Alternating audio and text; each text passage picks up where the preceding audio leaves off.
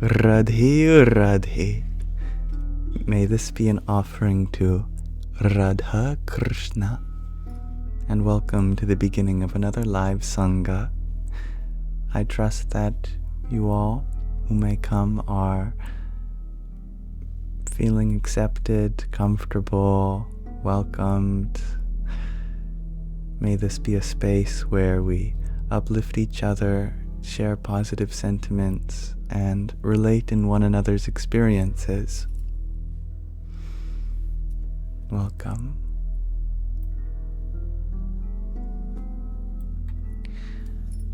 Those that are arriving, I trust that whatever circumstances may be prevailing in your life at this time, that you are as well as you can be. And even if not, that's okay too. We all have limited experience here on Earth, so we always act to the best of our understanding, whatever the circumstance is, and that's enough. You don't have to beat yourself up over how things could have been, how things should be, or how things will go. And hello, Exo Style. Welcome. Hello, Small.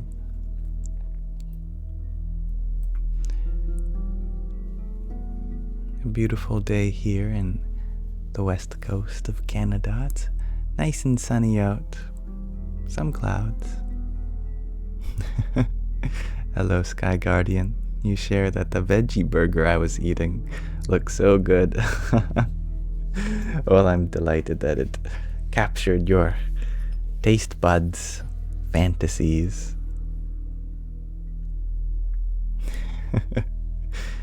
You're sad that I didn't wait for your book to come before starting. It's alright. The book we are reading surely won't take that long to read. And hello, Aquarius lady. I have a question of the day for you all. And, thank you, Storm, for your heart me. Radhe Radhe. And thank you, Tatvamasi, for your 6 roses. Jai Sitaram. Hello, Mika Romo. Hello, Tazi. And hello, Dansuela. My question of the day today is, where do you find courage? Maybe this is with a certain perspective, a certain way of thinking, or you could interpret it as in someone, some place, something in your life that makes you feel these sensations. Beautiful answer, says Tazi. You share that you find courage in your cowardice. As above, so below. Sky Guardian, you share that through bhakti you find courage, like Hanumanji. And through Swami Taratmananda ji as well. Lovely. And thank you, Stephanie, for your best wishes. All the same back to you. Jamie, you share that your boyfriend is your inspiration for courage. Sounds like a lovely boyfriend. Happy to hear that. Zealot, you share that you find courage in the ideal version of myself that I'm always striving towards. The best me is brave and strong. That's very wholesome. I love that. Through song, says BDE. Songs can be very motivational, that's for sure. YZRE, you share that your girlfriend and you just broke up yesterday and you don't know how to get up. That's okay. You get up when you're ready. Breakups naturally precede grief. That's a little ego death of sorts, and that takes time to process, so be patient with yourself, and that patience will certainly pay off. In nature, says Aquarius lady. Now that is a great place to get courage, that's for sure. The wilderness certainly brings it out of us. And thank you, Candice, for your heart me. Radhe, Radhe. By practicing mindfulness, says Sarah. Oh, that is sweet. Dansuela, you shared that you find courage in the realization that you have overcome all fears previous to this moment. And indeed you have. You're still here, and that's important. Small, you find courage when your friends are with you. I like that. You've got good friends. And thank you, Nicolos, for your quintet of roses. Radhe, Radhe. And Zealot, thank you for your octet of cloud breads. As always, Jai Sita Ram. And Jarrett, thank you for your heart me, your team bracelet, and cheer you up. Hariom Tat Sat. Exo, you share that in your soul you always find courage. One of the qualities of our higher self is that doubtlessness.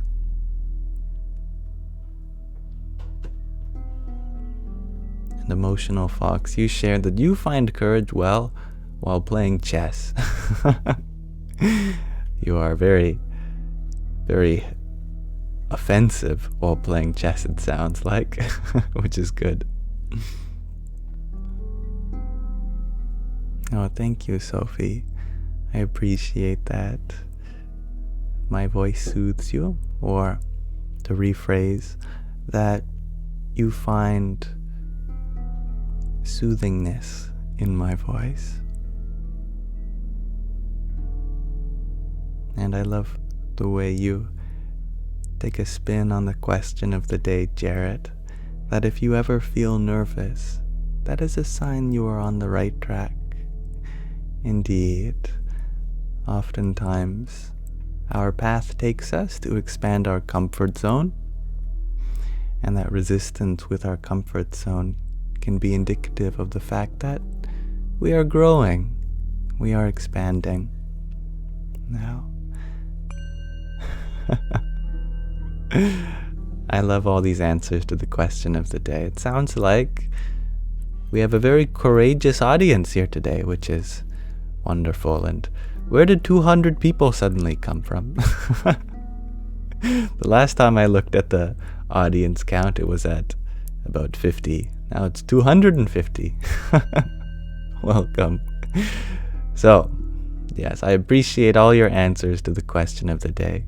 Do forgive me if I didn't read yours out loud, but I'm happy to hear that there's lots of courage going around and different strategies for getting it. And I like the way that Mary summarizes it, perhaps. I don't find courage, it finds me. I know what you mean. Well said. And thank you, This Is My Show, for your fruit friends. Hari Om Tat Sat. Thank you, Angie, for your rose too. Radhe, Radhe. And Sarah Cutie Pie, thank you for your trio of roses. Jai Sita Ram. Thank you, Jared, for another rose too. And Mary, thank you for your tiny. Yippee.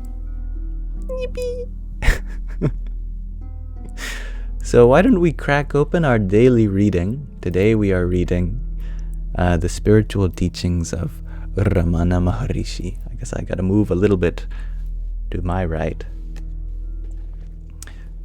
Here I have the book here. This is a very direct book about the nature of, Atma Vidya, knowledge of the self, what you are.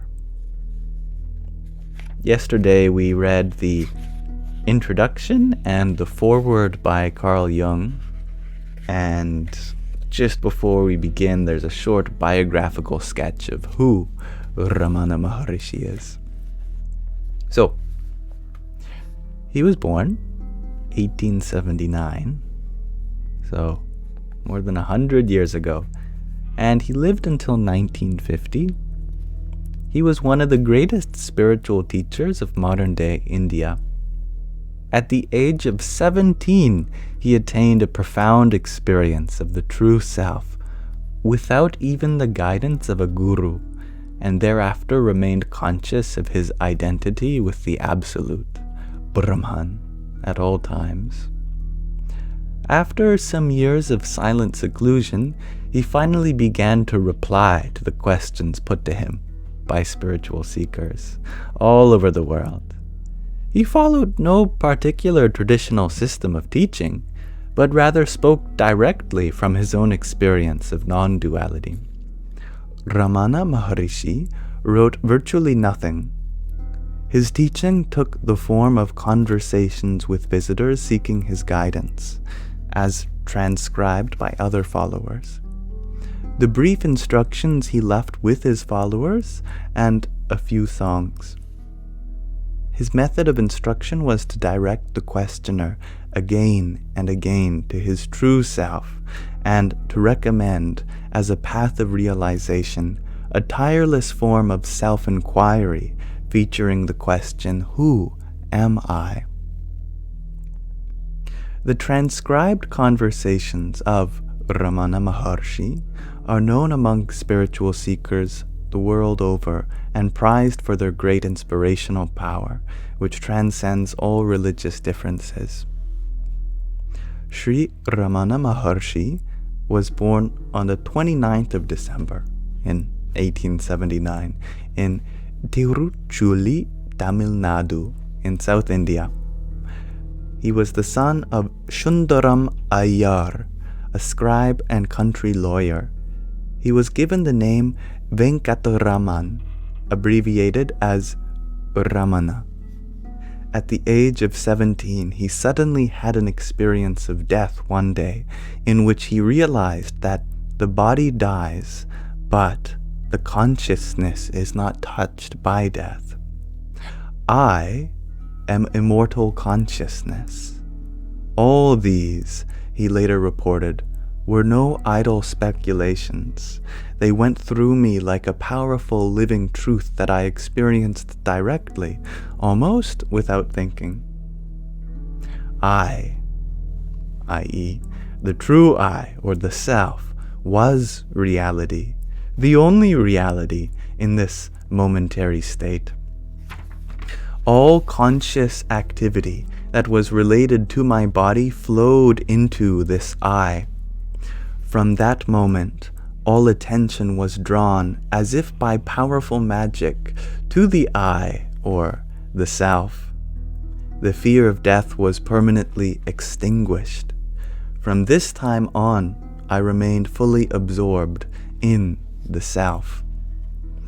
After this experience, Venkataraman lost all interest in things in the world and ultimately left home without his parents' permission to find his way to the holy mountain of Arunachala. There he spent several years in silent self-absorption, first in a dark corner of a temple in Tiruvannamalai at the foot of the mountain, and later in various caves on the mountain itself. During this time, he totally neglected all care of his body and at one point was virtually chewed up by insects. Even when his mother sought him out and attempted to get him to return home, he did not break his silence, but rather acted as though he did not see her. When his followers begged him to make some response to his mother's desperate pleas, he wrote the following impersonal words on a scrap of paper. "The fate of the soul is determined in accordance with its prarabdha karma. What is not meant to happen will not happen. However much you wish it, what is meant to happen will happen, no matter what you do to prevent it. This is certain. Therefore, the best path is to remain silent. When Ramana Maharshi later broke his silence and began to respond to questions about the path to the self, an ashrama, this is an enclosure to keep the enlightened person in, so they don't run off into the caves. This ashrama grew up around him in Tiruvannamalai. There, in 1950, ill with cancer, Ramana Maharshi passed into Mahasamadhi. The site is still visited today by spiritual seekers of every nationality as a place of pilgrimage where the presence of the great saint can still be felt. Hello, Dob Darker. Hello, Adam Hot Dad. Now, who am I? The most important question. Let us finally begin this book for real. As all living beings desire to be happy always, without misery, as in the case of everyone, there is observed supreme love for oneself, and as happiness alone is the cause for love, in order to gain that happiness which is one's nature, and which is experienced in the state of deep sleep where there is no mind, one should know oneself. For that, the path of knowledge, the inquiry of the form, who am I, is the principal means. So, we finally begin with the direct questions and the direct answers to Ramana Maharshi directly. Here we have, presumably, someone who sat near him and listened to the questions that were asked of him and transcribed those and then transcribed the direct response. So, one questioner asked, "Who am I?" Ramana Maharshi responds, "The gross body, which is composed of the 7 humors, dhatus, I am not. The 5 cognitive sense organs, i.e., the senses of hearing, touch, sight, taste, and smell, which apprehend their respective objects, i.e., sound, touch, color, taste, and odor, I am not. The 5 conative sense organs, i.e., the organs of speech, locomotion, grasping, excretion, and procreation, which have their respective functions speaking, moving, grasping, excreting, and enjoying, which perform respectively, I skipped a sentence. I am not. The 5 vital airs, prana, etc., which perform respectively the 5 functions of inbreathing, etc., I am not. Even the mind which thinks, I am not. The nescience, too, which is endowed only with the residual impressions of objects, and in which there are no objects and no functions, I am not. Questioner asks, if I am none of these things, then who am I? Ramana Maharshi responds, after negating all of the above mentioned as neti, not this, not that awareness which alone remains, that I am.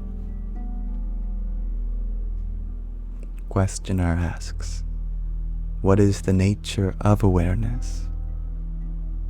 The nature of awareness is Sat Chit Anandam, existence, consciousness, bliss. Now, let us stop there. Just wet our whistle with this inquiry into the nature of the self. We are not the body, not its 5 organs of perception, nor the 5 organs of action, nor are we the mind or even the subtle impressions that arise within it. What you are as your true self is pure awareness. That is the very essence of existence, consciousness, and bliss.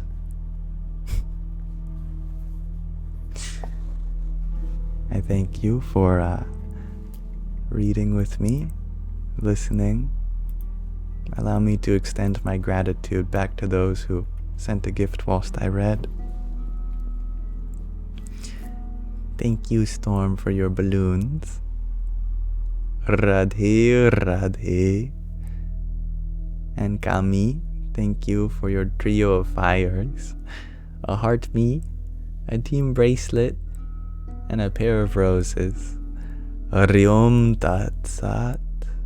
I see your question, Sammy. You ask, do you have out-of-body experiences? See, to answer this question, let's ask a different question. Do you have an in-the-body experience? You might say, yeah, of course. That's the default, right? In a sense, we all assume to be in our body. But the truth of the matter is that when we look down and see our body, when we close our eyes and feel its inner field, when we listen to our breathing, this body is contained by our experience and not the other way around. So strictly speaking, the body is in you. We usually swap the subject and the object and say, I am in the body. But technically speaking, the body is in you. This means that we all live an out-of-body experience. Or rather, our body lives in our experience.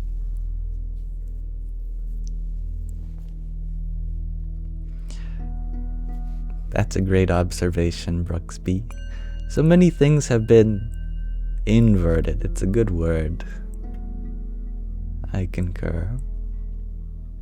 And thank you, Dob Darker, for your heart me a few minutes ago. Radhe, Radhe. And Audrey D, thank you for your quintet of roses. Jai Sita Rama. Motivational greatness, you ask. Do I subscribe to Hinduism? And how did you start your spiritual journey? What we call as Hinduism, we refer to the ism of the Hindu.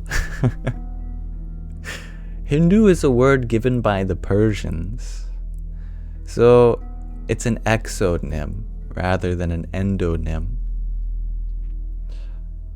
Sometimes the common word for a religion is used by the practitioners.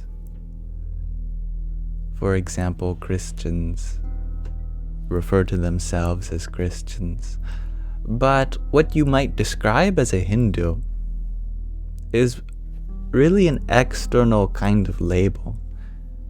For what we really refer to as a Hindu is simply a practitioner of the Sanatana Dharma, which in Sanskrit translates to the universal practice or the eternal path.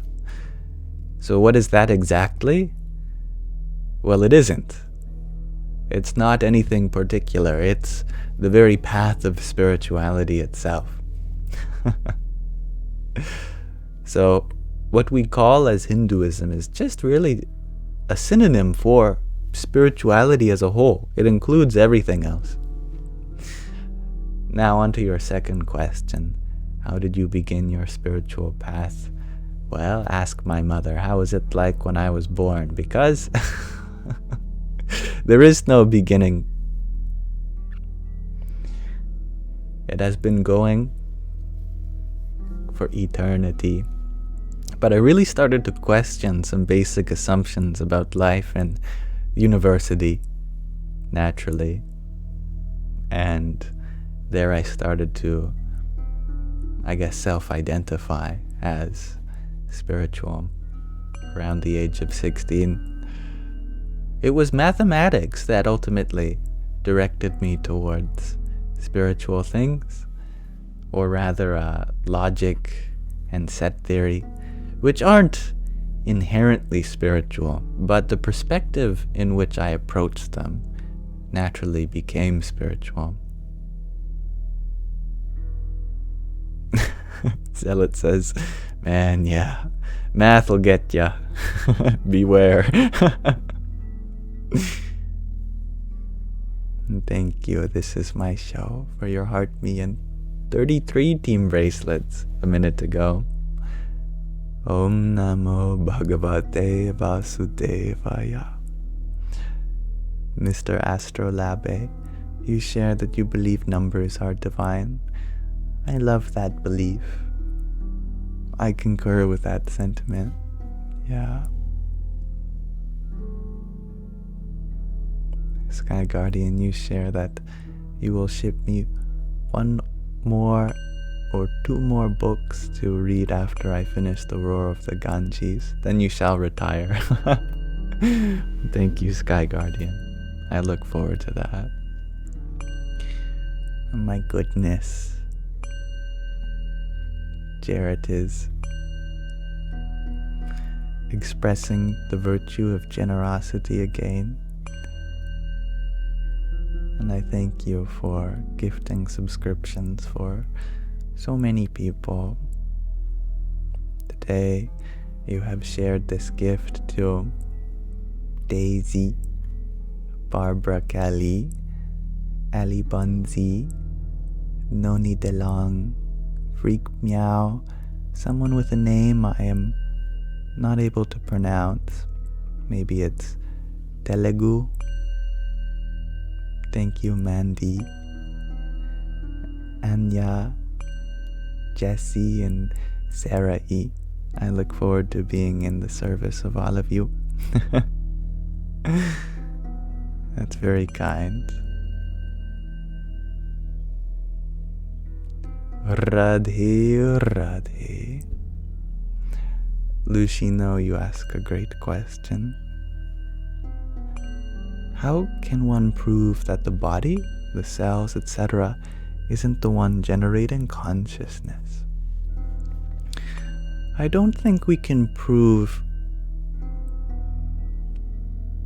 that it isn't scientifically, because there will always be some kind of interpretation which allows for the possibility of this prospect.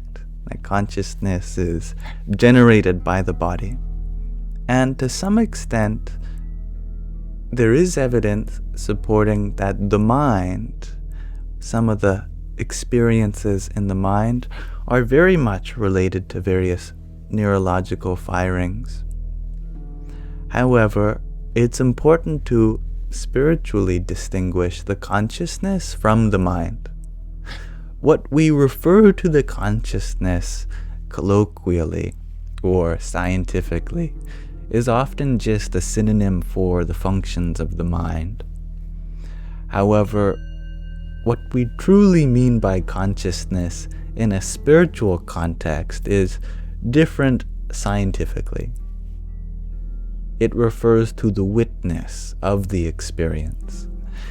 The jury will always be out whether the experience is generated by the matter or not. But you cannot say that the experiencer, the witness of the mind, is something generated by it. From a spiritual perspective, we just take the inside-out approach. There is no disagreeing with science. It's just that the perspective is inverted. We see consciousness as the base, And from the consciousness appears the mind. From the mind pour out the senses. From the senses arise the body. And before the body is the world. The scientific approach just inverts this hierarchy. It doesn't change the order of things. It just puts the base in the world. States that objective reality is where we find the ultimate. It is concrete. That is what existed before everything. And from the objective world arose the body. From the body arise the senses. From the senses arise the mind, intellect, ego, and then consciousness. It's the same order, just flipped. Spirituality takes you inward and out, rather than looking from the outward in. Now I'm very behind on reflecting my gratitude to you all. I must thank Jared for a campfire that you sent a few minutes before the gifts that you also sent. Radhe, Radhe. And Storm, thank you for your quintet of team bracelets. Jai Sita Rama. And thank you, Mary, for your bubble tea and finger heart. Om Namo Bhagavate Vasudevaya. Thank you, Tapini, for your heart me.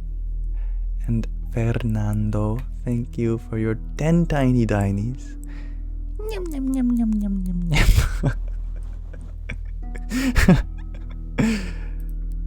And thank you for your trio of roses.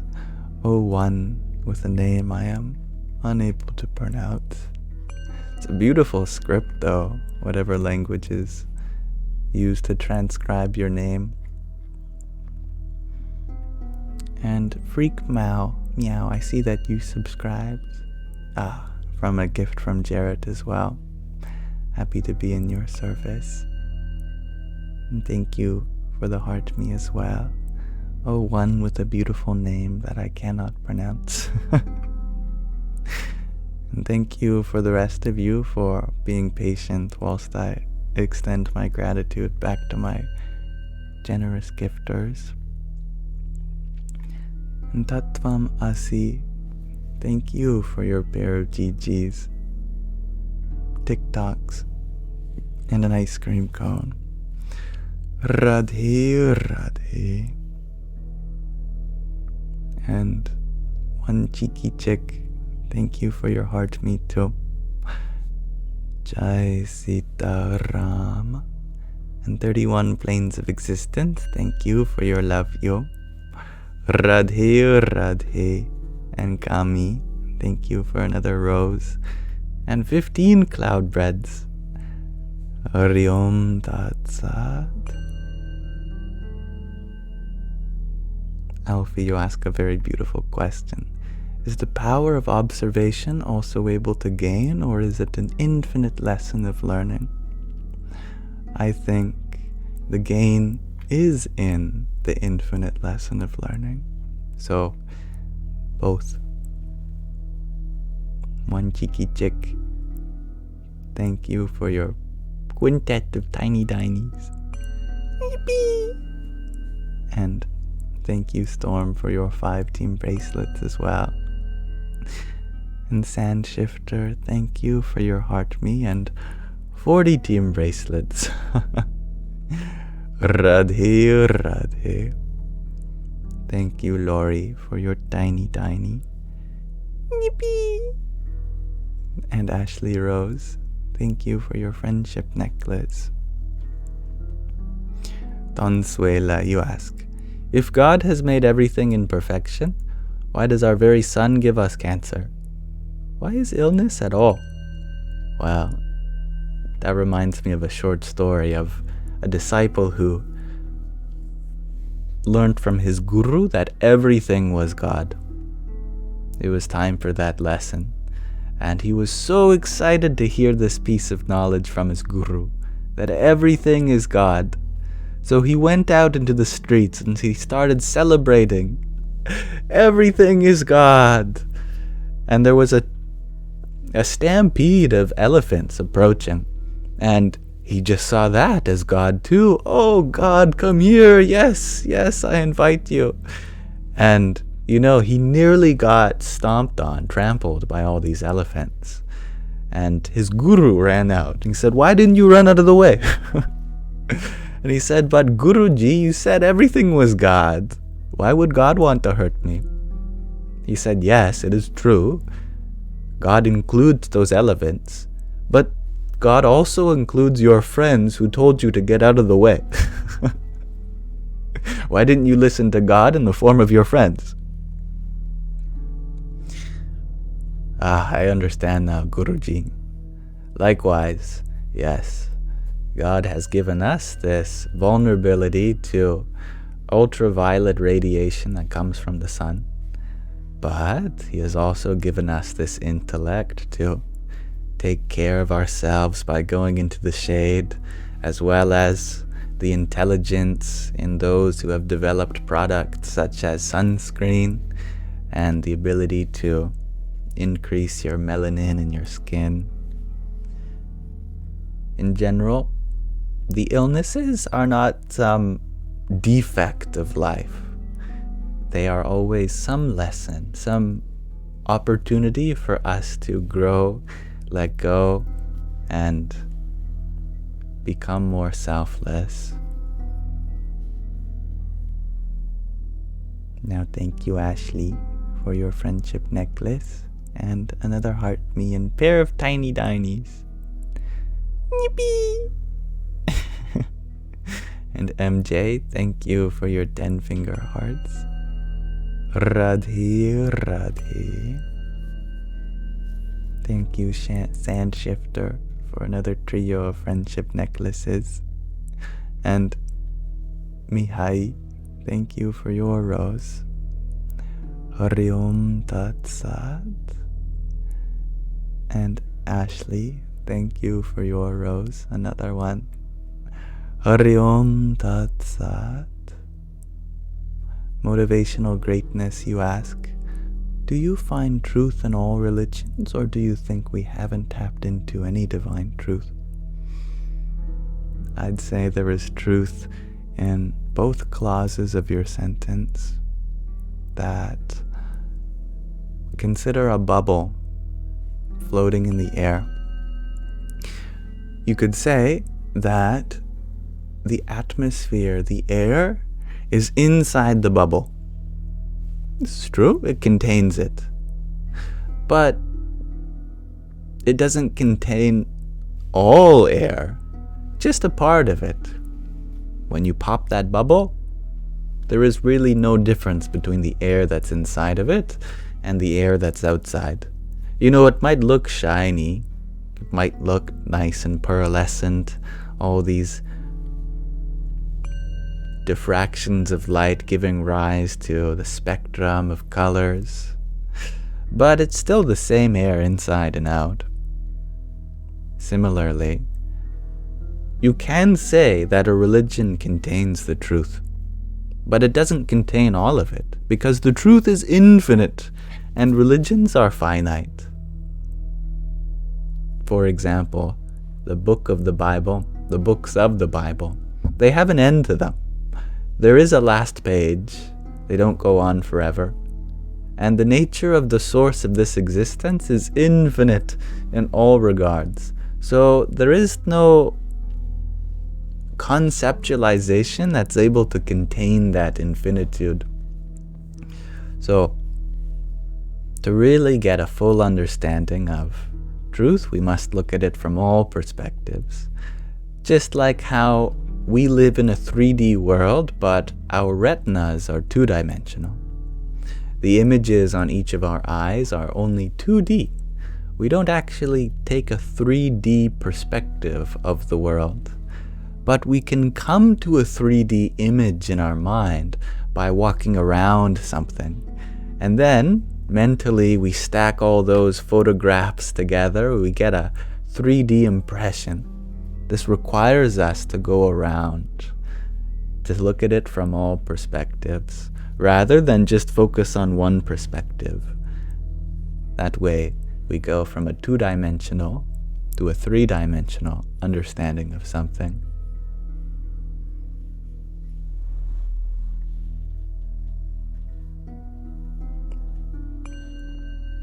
Thank you, It's All Gravy, for your disco love a few minutes ago.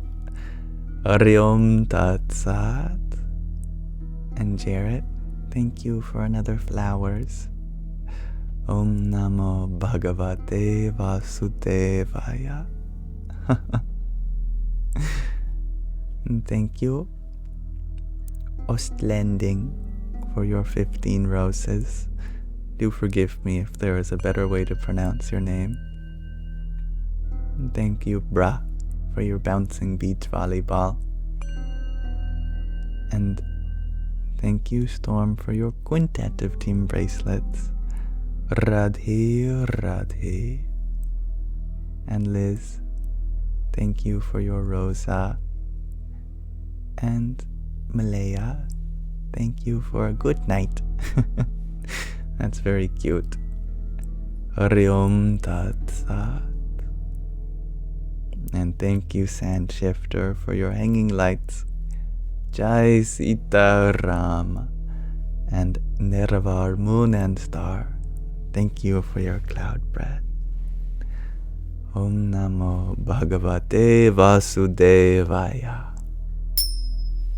All right. I finally got to the end of my gifts. I'm very humbled.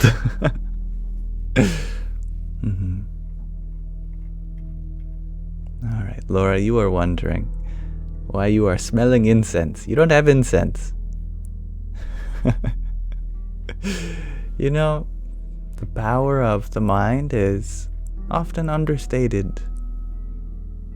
Perhaps just the general vibe of this live stream is conducive to the impression of incense. Don't worry though. There are many worse smells you could be imagining. It might as well be incense.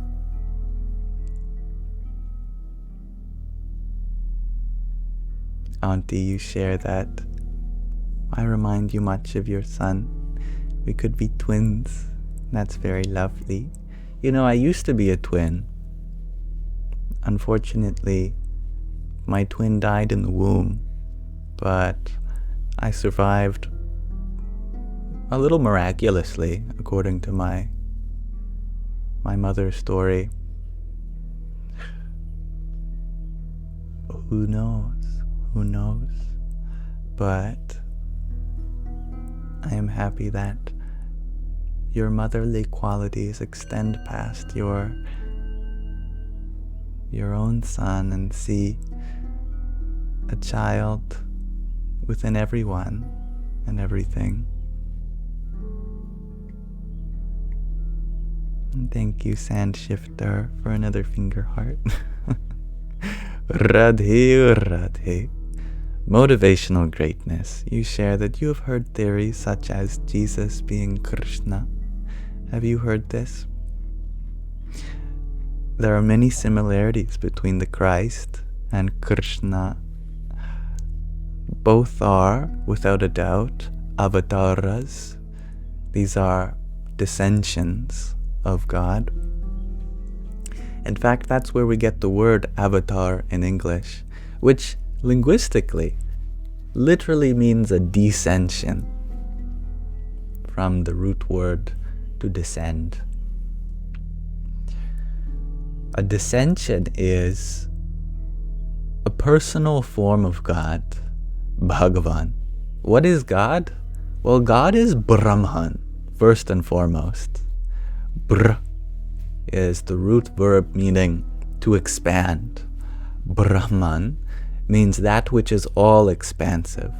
It is like the quality of God that we know as omnipresent, within everything, all pervading.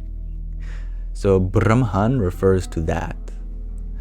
Because of that, this implies that within every creature exists the source as well.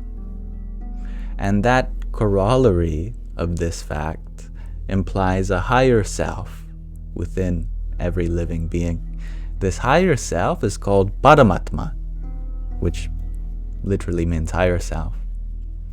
And those who are very much a reflection of that higher self, we call as the third kind of form that God takes, the Bhagavan, the personal form. These Avataras, they exemplify God through their life, through their stories. For example, consider the story of Jesus, how he was born from Mother Mary miraculously. There was no seed, just an egg, and from that egg alone he was born. Now, changing our perspective to the metaphor here concerning the universe also is said to be a miraculous creation. It was born from a cosmic egg, Hiranyagarbha, without a seed, arising from its own effulgent nature. Through the stories we find in religion, we get a greater philosophical understanding of the nature of the universe.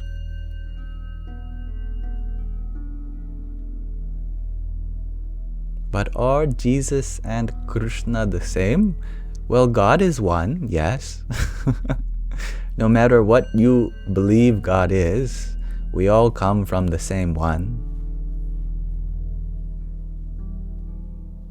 Even if you don't believe in God necessarily, you might call it something different, like a singularity at the beginning of time, which divided from its own infinitude into innumerable finite constituents as the subatomic particles that make up all of us.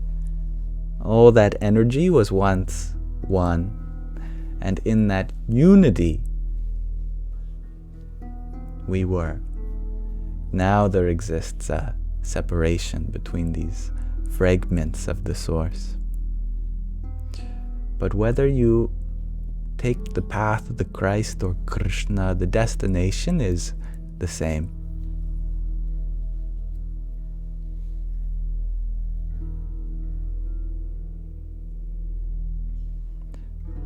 Historically, the Christ is said to have descended 2,000 years ago,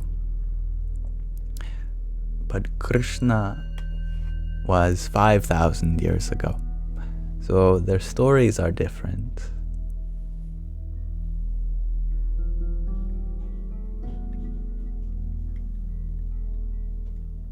And thank you, Mary, for your slice of cake. Radhe, Radhe. And another cloud bread too, I see. Thank you.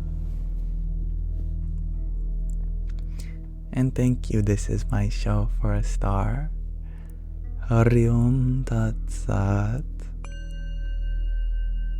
And thank you, Sand Shifter, for another trio of finger hearts and roses. Radhe, Radhe. And Alicia, thank you for your rose and tiny, tiny. 2 of them to be exact. Yippee! And thank you, this is my show, for another cake. Hari Om Tat Sat. Motivational greatness, you ask. Do you believe in intelligent life forms outside of Earth? I've never met them. But there is an intelligence that seems to be all-pervading. Even if it isn't sentient, there is a kind of order in an atom, in the galaxies above, at the heart of a star. There is knowledge, to be conservative about it. No doubt, there is knowledge which is pervading. If you study anything, there is something there which can increase your understanding. So, in an abstract way, you could say there is a kind of intelligence to everything. There are aspects of a teacher within even rocks, stars, planets, moons, asteroids, comets, cosmic filaments. If you are present with anything, naturally you become more knowledgeable. So, intelligence is not necessarily limited to a life form when you are able to perceive the essence of life within every form.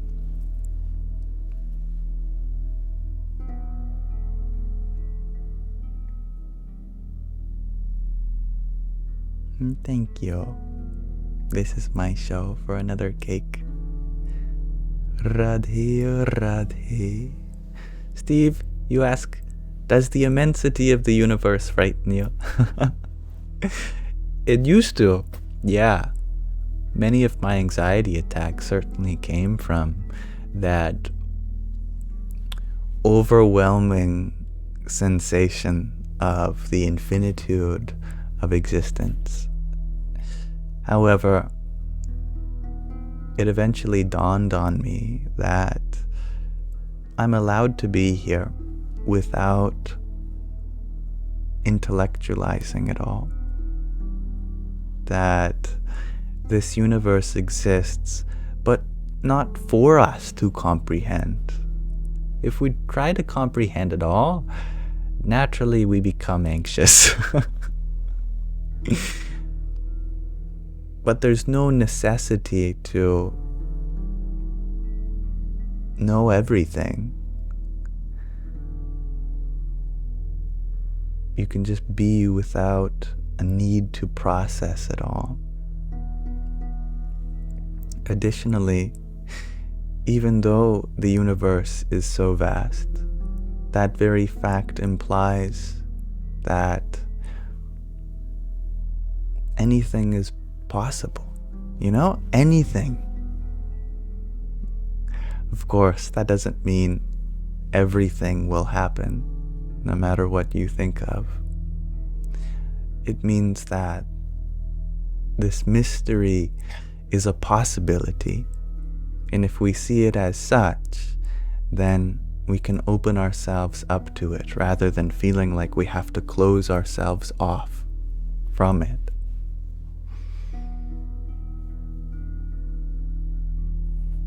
And thank you, Nix, for your 3 claps, 3 applauses.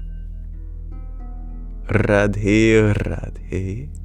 MJ, you share that infinity usually makes your heart race, especially at night when it's harder to settle or distract. You know, I love that. That's actually so beautiful. Although it's sometimes anxiety-inducing to have your circulatory system under stress, of course. But the poetry of that, how thinking of infinity makes your heart race, that's beautiful in my opinion.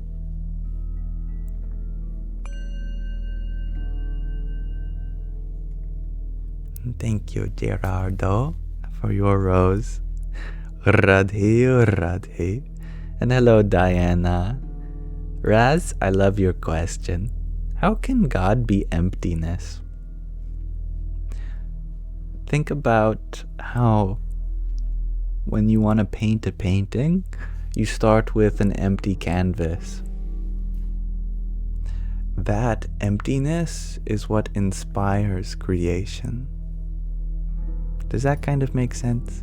That being empty is what holds everything. It is the container for life.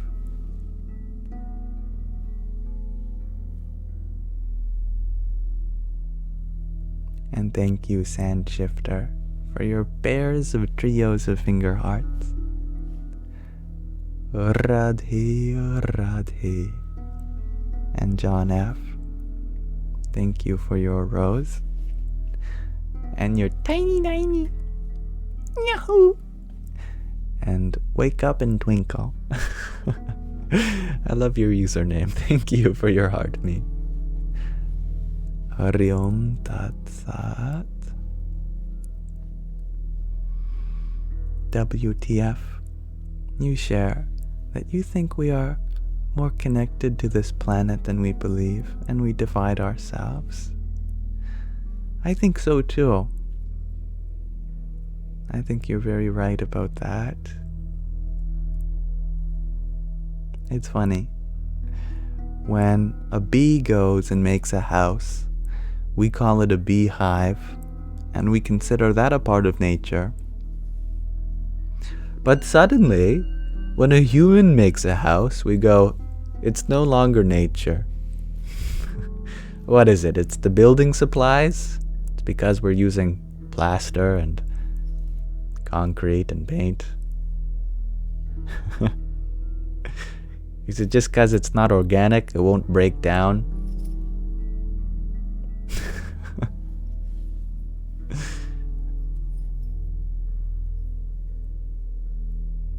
We talk about nature as if it's something separate from us, even though we literally are an expression of nature.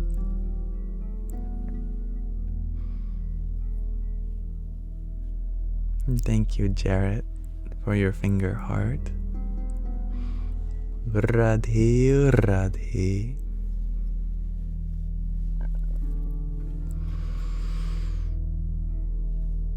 And Laura, you add to the metaphor a minute ago. So, I can do more painting to have less anxiety, correct? In the long run, any kind of self-expression can take what we've been holding inside and release it. During the process of releasing, our anxiety can sometimes increase. Just like when we meditate, when we open ourselves up, that openness brings forth a lot of thoughts that we've been repressing, and those thoughts naturally might be uncomfortable to hold, but that uncomfortability is part of the process. Our anxiety might rise in the beginning, and when we persevere, it becomes a little nicer, a little softer inside.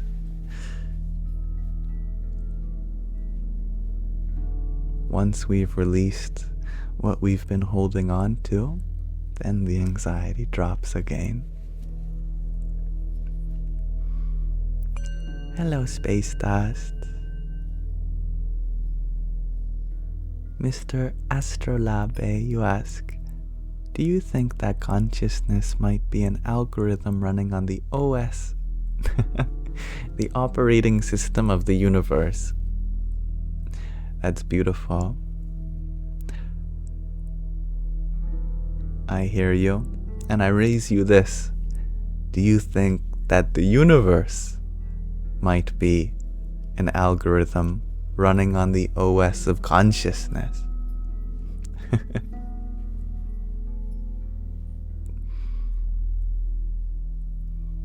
Hello, Aurelius. Welcome. And thank you. Thank you, Mr. Jesus, for your pair of roses. Your username makes me laugh. Radhe, Radhe. Follow the Foster, you ask. What if you're anxious but you don't know what about? Isn't it funny? Sometimes our emotions seem to be irrational. The good news is that rationalizing our emotions is just one technique to understand them. When that technique fails, you can drop the need to understand them intellectually and acknowledge the anxiety without a cause, at least a rational one. What we can do instead is honor it just by feeling its presence without a necessity to analytically deconstruct why it is arising, how, what for. There is a kind of dissipation of the anxiety that happens just from dropping our expectation to know why. It's a funny thing, letting go of this expectation, because we have such an urge to have control. You might fear that if you drop this expectation to rationalize your emotions, that you lose control. But the ironic thing is that surrendering to them actually takes their power away. It's in the resistance to them that they become a threat, that we empower them to do harm. But the acceptance of the emotion without rational thought, that can be a beautiful thing. Thank you, Sand Shifter, for another quintet of finger hearts. Om Namo Bhagavate Vasudevaya. Thank you, Storm, for your quintet of team bracelets. And Vince of York, thank you for your heart me. Lori, you share that you lost a friend today, and you feel so let down. Was here yesterday and gone today. Let down. It's an understandable word choice. It goes to show the preciousness of life, that tomorrow isn't always guaranteed, although we might live like it is. I think in the West we have a hard time understanding that the statement that tomorrow isn't guaranteed, it sounds like a bad thing. And it is when we have to challenge our expectations. There is a suffering that arises during the challenging. But it's entirely possible to see this fact in a reframed way, where it's no longer conducive to a closing off, but actually it opens you up to the preciousness of this moment. When we understand this moment to be where all the possibility lay, where the potential is dormant, the true Shaktiman, your Shakti becomes that much awakened, your own energy. And it's a beautiful thing to reflect back on the moments that you shared with your friend. The process of grief can be long. It can also be intense. And neither of those things should worry you, because grief is a beautiful thing. It allows us to process, and that processing may feel painful, but it's the very pain that shows that you are growing, learning, reflecting, and you will arise through this process as an even brighter star in the tapestry of life. But much love your way, and best wishes and blessings to you.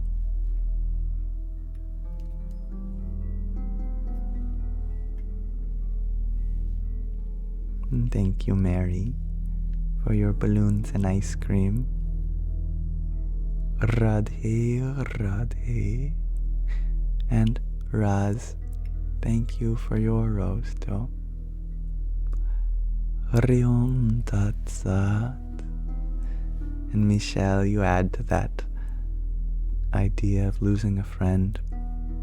You share that losing your friend to cancer has left you traumatized, seeing them in such excruciating pain. It's a powerful, powerful experience, that is. It's incredible what the human body can do, and seeing it put up against its limits goes to show the sensitivity and the ultimate fragility of this system. And I appreciate you sharing that and connecting.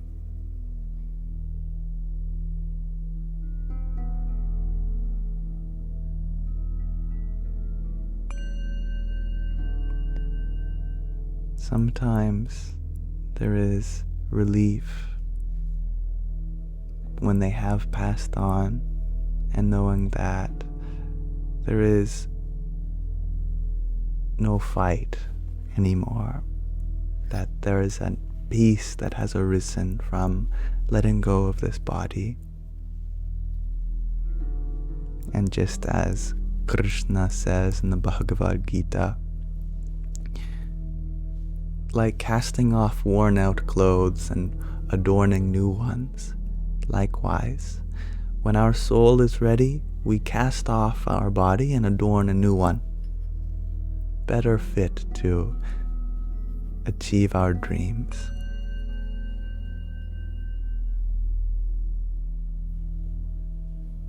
And thank you, This Is My Show, for your paper crane and hand hearts. Radhe, Radhe. And Sand Shifter, thank you for your heart and your applause. Jai Sita Rama. And Michelle, I wanted to add additionally that, you're a very good friend for allowing them the honor of experiencing their vulnerability, being so close that you got to witness what was such a personal and transformative experience for them, and by osmosis for you as well. That can be a beautiful thing.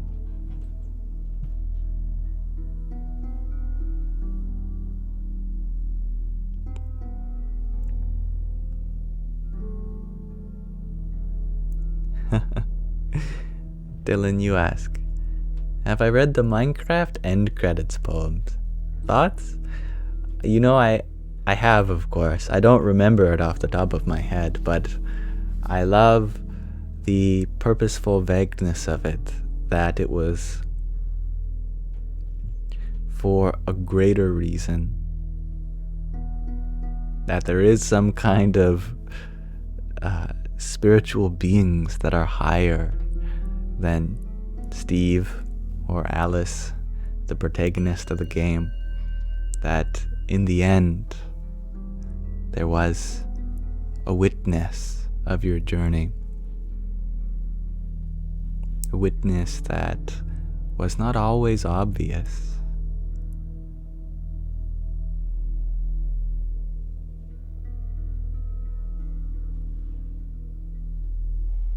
Thank you, Lola Cherry, for your tiny Yippee!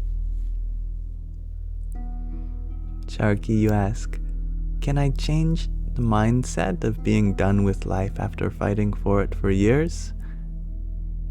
I feel meaningless. Yes, you can. Is it going to be easy? Hell no. Changing your mindset is one of the most difficult things that a human being can do. But is it possible? Absolutely. Yes.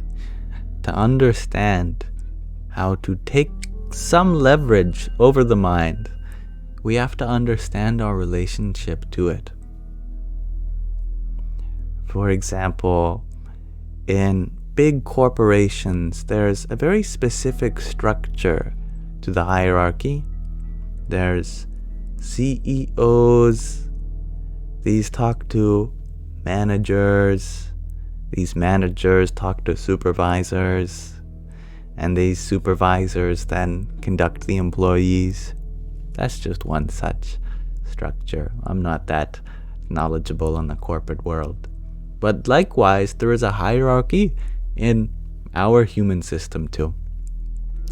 And if we think that we have direct control over our mind, that is like saying that the CEO has direct control over their employees. This would be ignoring the fact that there's intermediaries. And it's using these intermediaries that we get the greatest effect. There are so many employees of a big corporation, the CEO can never address them all. Likewise, in between who we are as the consciousness and the mind, there are two intermediaries. The first intermediary is the ego. The second intermediary is the intellect. And the intellect is what is directly responsible for harboring a certain mindset. Is the intellect. And the intellect is what is directly responsible for harboring a certain mindset. My apologies, my friends. My internet disconnected me for a second. But if I am back, do let me know so I can continue serving you all.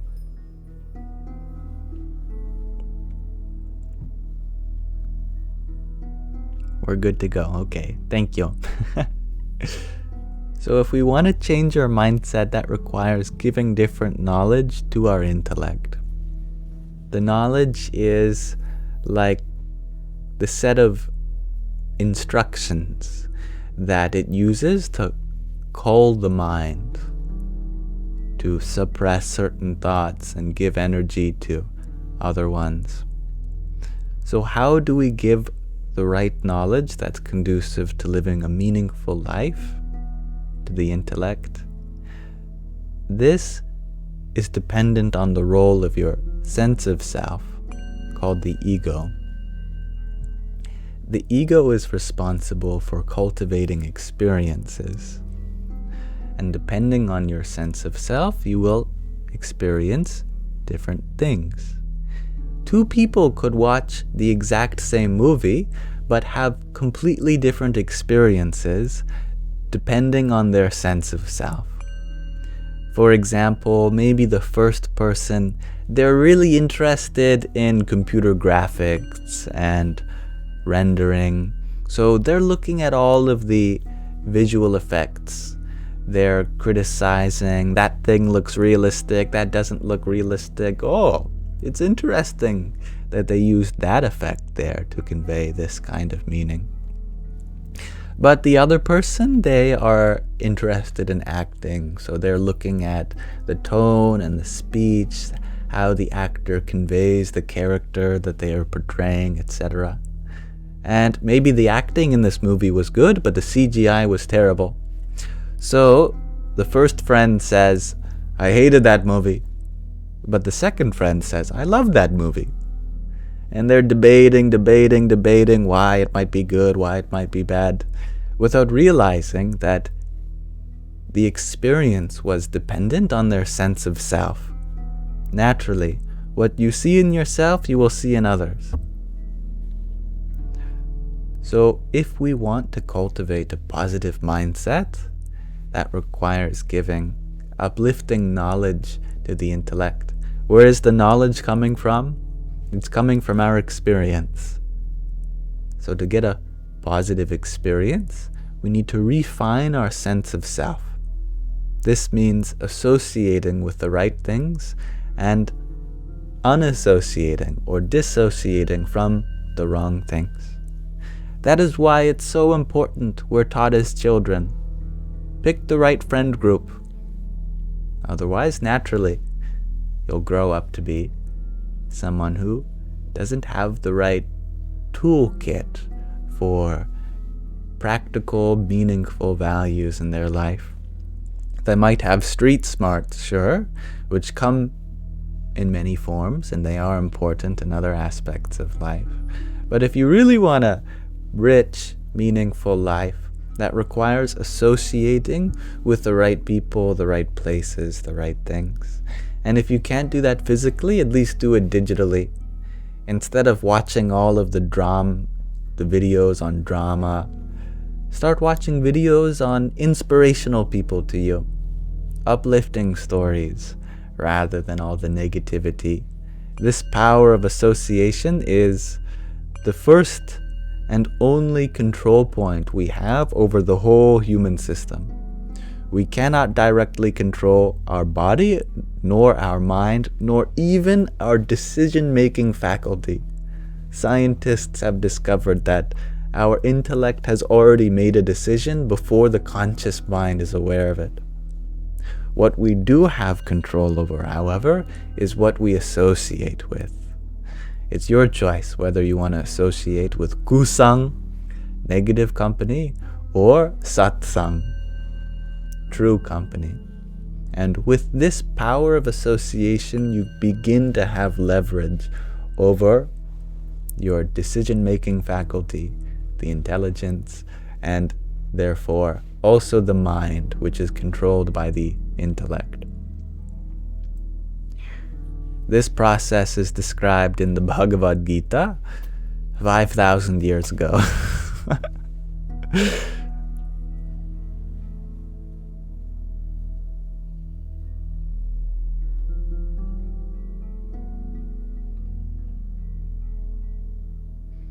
And thank you, John F., for your sushi you sent a few minutes ago. Radhe, Radhe. Corner girl, you shared that your kitty Tinkerbell is lost. Oh my goodness. She's on an adventure, hey? Well, cats are unfortunately known for being adventurous in this way. The cat distribution system is beyond understanding. I am sure that wherever your Tinkerbell is, she is living her life to the fullest, and if/when she returns to you, it'll be a beautiful reunion, and she will be wiser and learned and very experienced in all of the challenges she had to surmount while away from you.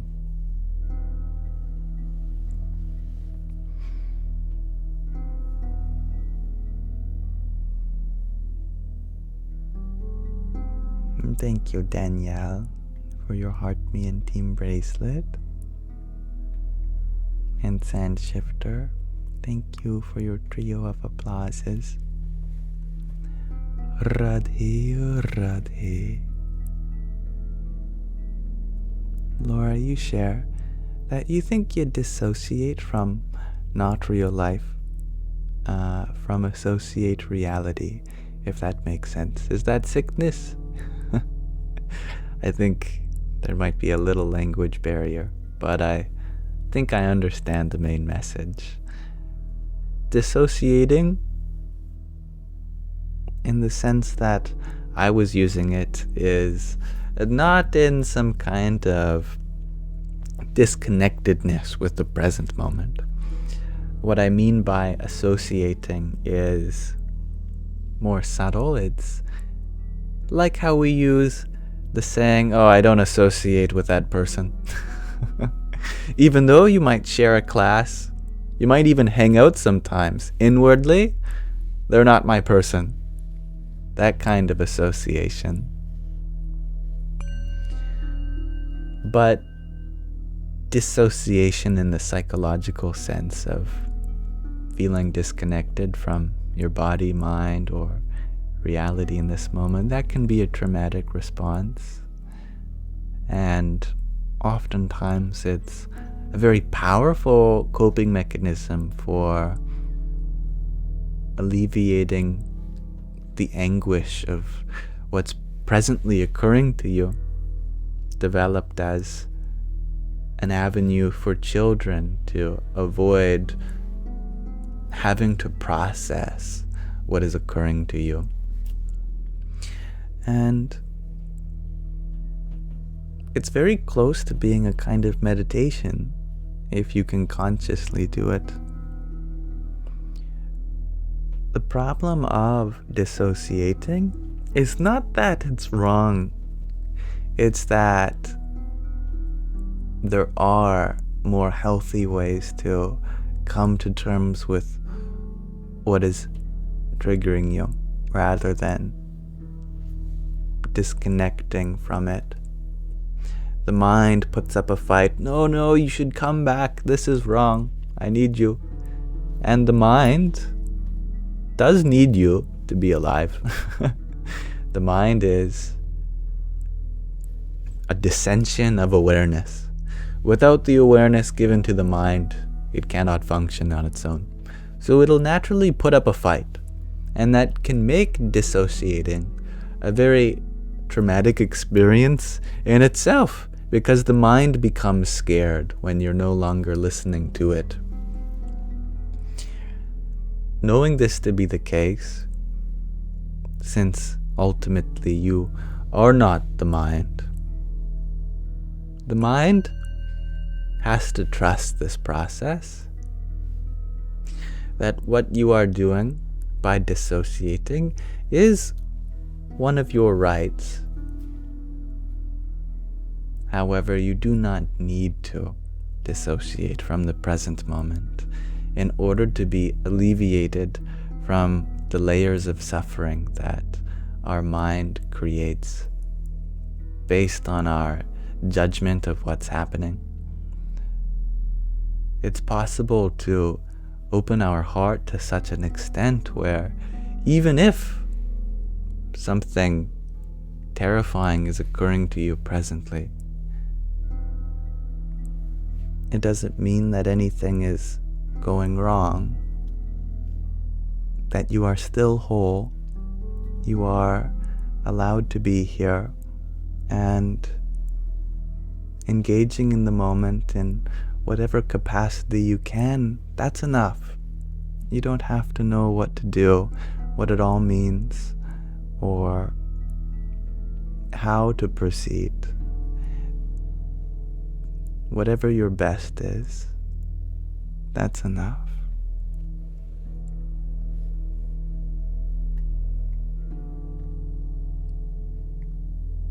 And thank you, Ron, for your heart me and 10 finger hearts a minute ago. Radhe Radhe and Tattvam Asi. Thank you for your trio of roses. Jai Sita Rama. Sandshifter, thank you for a very lovely owl and another 3 roses and hand hearts. Jai Sita Rama. Thank you, Vince, for your cloud bread too. And John, thank you for a tiny Yum, yum, yum, yum, yum. And thank you, Kona Girl, for your 11 roses. Radhe, Radhe. Sky Guardian, you are wondering, how far am I from my goal to India? It's a good question. I don't have an exact figure for you, but I think I'm probably about halfway there. So enough for a one-way ticket, and soon, hopefully, I can assure my mom that I'll have enough for a two-way ticket. So I am very grateful for that. Thank you all. Thank you, Feast Smurf, for your heart me and sushi. Radhe, Radhe. Stella, you say good job. Well, it's from all of you. You should be proud of yourselves, if anyone, not my doing.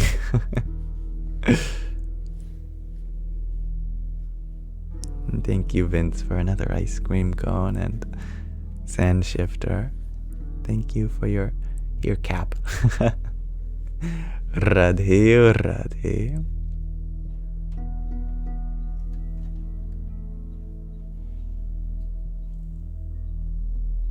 Gaia, you ask, what's the key to keeping Zen? Zen is a natural consequence of being humbled by life. You'll find that after falling from your pride, that ground that you eventually hit is so stable.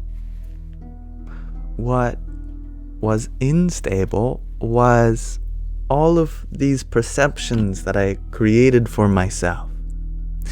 And when it collapsed, and what remains, that is stable. Allowing yourself to be humbled by life can be the most liberating thing. Haven't you noticed that? Consider someone at a skate park. They could be trying all sorts of tricks to gain the approval of others. Check it out, I'm so good. And then they fall, they bail, and it's the most hilarious kind of just explosion of skateboard and limbs and body parts. Not literally, they're still one piece, thankfully. But visually, it could be a very dramatic fall. And then they get up, and they could be in pain, yes, but inwardly they've been humbled, and suddenly they're so peaceful. Suddenly everything is funny to them, and now they're no longer feeling prideful. Now they're, giving their sincere appreciation for everyone else who is landing their tricks. That kind of peace from being at the bottom. I remember when I broke my back, it's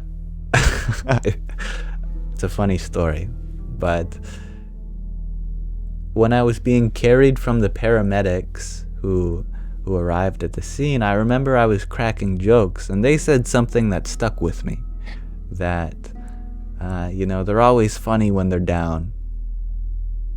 And I think that's so true. There is a kind of lightness that happens after the fall.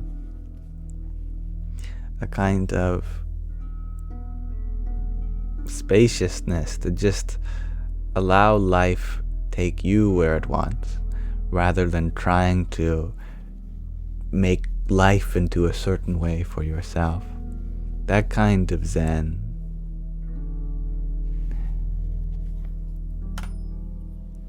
is not something that can be taken away, since it is literally what remains after your pride has been taken away.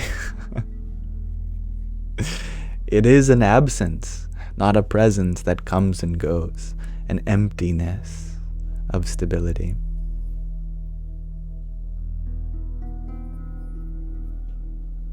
And thank you, Chris, for your rose a moment ago. Radhe, Radhe.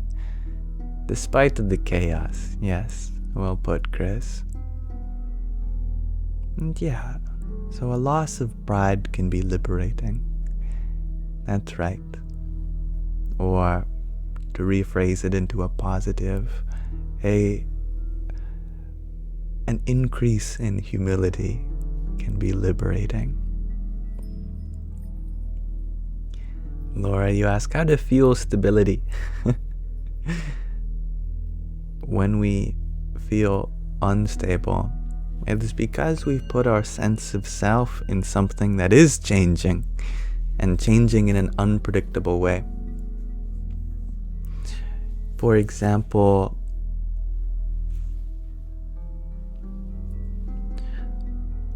when a spiritual teacher tells you to disidentify from the body, they're not telling you that because you're not supposed to be thinking that you're the body, that it's wrong to believe you are the body.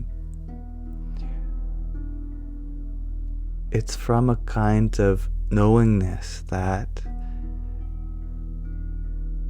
if you feel your sense of self in the body, then it's a gamble on your happiness, because then your happiness is dependent on how your body feels.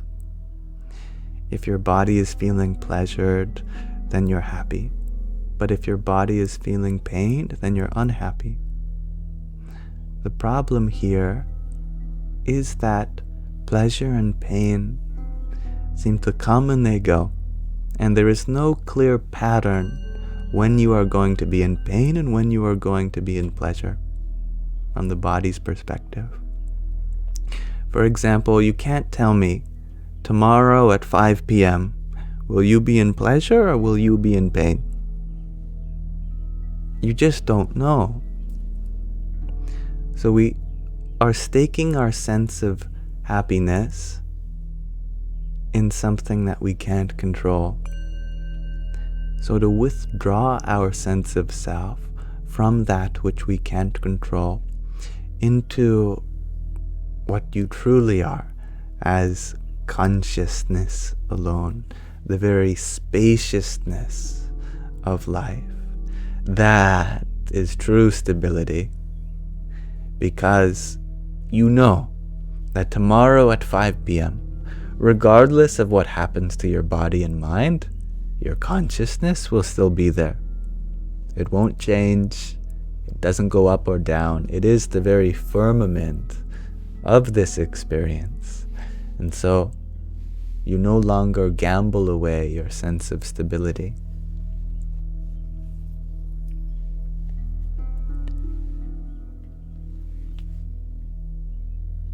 And thank you, Vince, for another team bracelet. Radhe Radhe. And Tatvam Asi, thank you for your quintet of roses. Jai Sita Rama. And Lily, thank you for your tiny toe. Meepy. Hello, Chloe Evans. You ask, how am I? I am. And I am well, thank you. And thank you, Philip Winterhoff, for your trio of finger hearts. Peaceful Whisper, you ask, how would you recommend getting over a narcissist?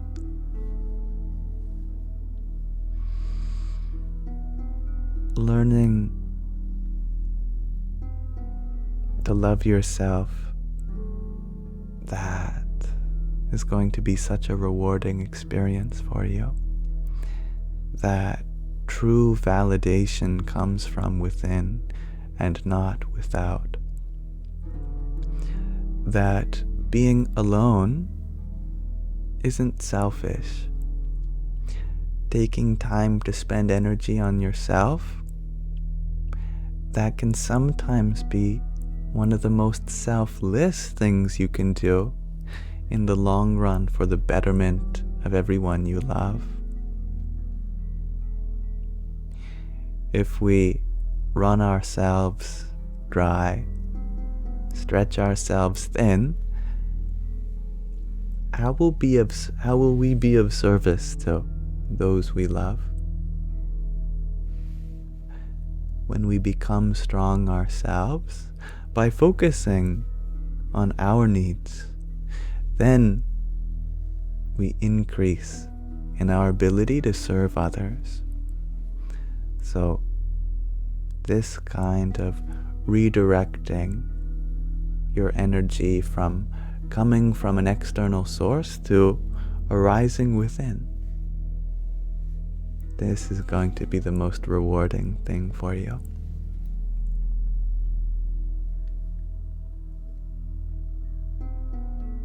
Jarrett, you share that you spent 10 years trying to please someone so much, you lost sense of yourself completely.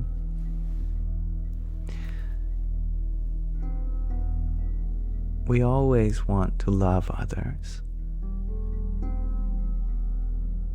Sometimes loving others is like trying to fill up a jar that has a crack in the bottom. And you could fill it all the way up to the brim. And it seems like it's full now. But when you come back an hour later, it's on empty again.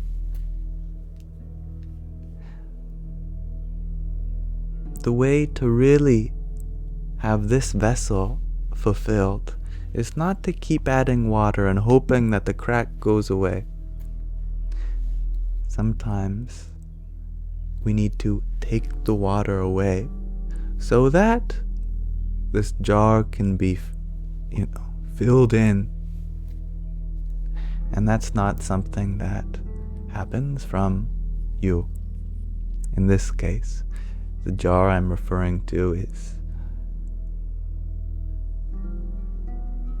the spaciousness that might exist in someone that is never sustained by the love of others.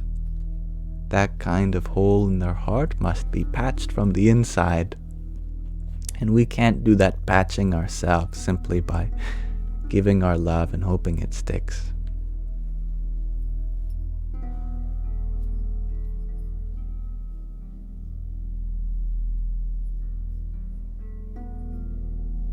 And thank you, Kyle Rogers, for your heart me. Radhe, Radhe. The Cabin Witch, you ask, what are my thoughts on psychedelics? Now, if a door is particularly stuck,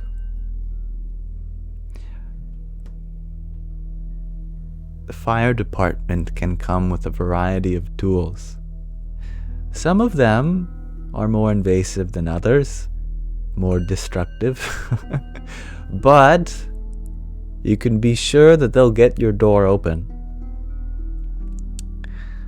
That doesn't always mean that the door frame itself will be in a good condition, nor will you be able to close the door after necessarily. I think one of their tools is called the jaws of life. They stick it in between the frame and the door, and they start applying pressure, and it begins to rip the door off the hinges. It's very effective, and it saves a lot of lives, hence the title. I just forgot what it's called.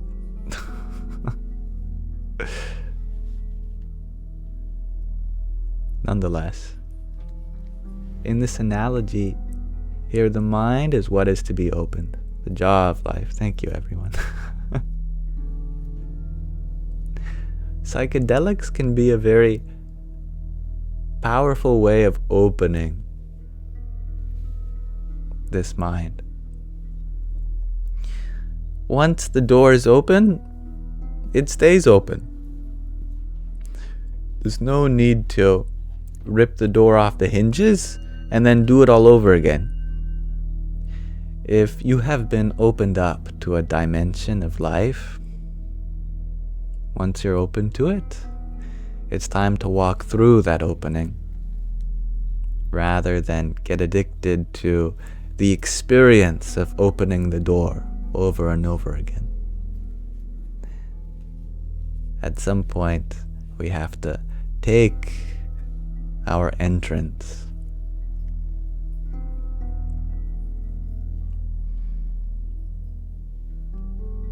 Thank you, Lily, for your quintet of roses. Radhe, Radhe. And Jared, thank you for your hat and mustache. Hari Om Tat Sat. And this is my show. Thank you for your pair of balloons. User 3011, you ask, how do you let go of the fear to walk through this entrance? That's a great question. A few months ago, a few weeks, the Wonka movie was released. It's the third installment in reimaginings of Willy Wonka, Chocolate Factory. Now, do you all remember in the second one, the Charlie and the Chocolate Factory movie, after they go past the entrance, which is very dramatically opened with the melting dolls and everything, the hallway appears to shrink, and by the time they get to the end of it, the door is so small that everyone has to crawl through it. Adults have to take off their hats. Likewise, the anxiety-inducing part of going through this door is that we have to become small to see the sweetness that's on the other side. Being small means we have to let go of our layers that make us big. This universe is so immensely infinite, and yet we make ourselves to be somehow more important than this entire cosmos. But it's what's on the other side that makes the journey worth it. It is the faith that there is a kind of delectable experience which is even greater than what you experienced outside. You just have to go within. At first you might become small, but then you become so very big. When the Hubble telescope was put into space, they discovered that a lot of the galaxies seemed to look red. It was very strange. And the further you looked into space, the redder they became on average. They called this phenomenon the redshift. And when you look at the spectrum coming off these galaxies, it looked like an ordinary galaxy spectrum, but literally shifted towards the red end. And it became a very practical way of measuring how far away galaxies were by measuring how redshifted they were. Lots of thought was put into why the spectrum was redshifted, and they came to the realization that it could be explained by an expanding universe, that as the light travels through space to reach our telescope, the space itself is expanding. Even the light itself is expanding.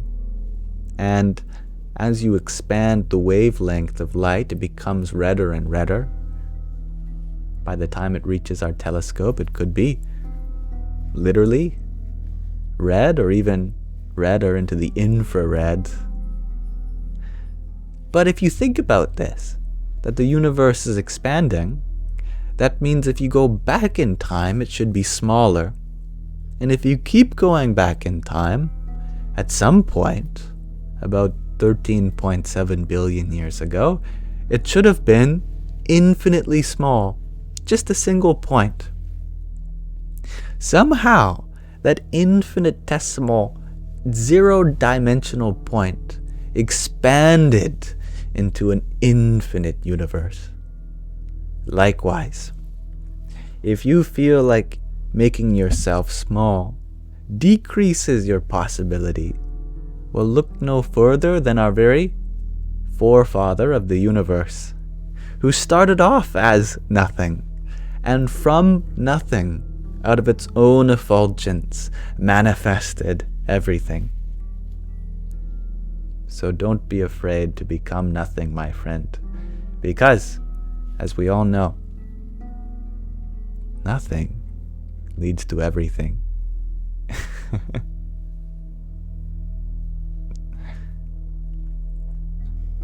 Thank you, Shakira, for your heart. Me too. Radhe, Radhe.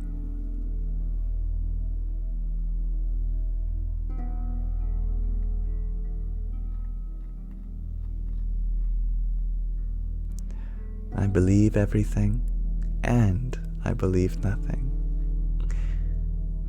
Well said, Gregor. And welcome, Shakira. Happy to have you here.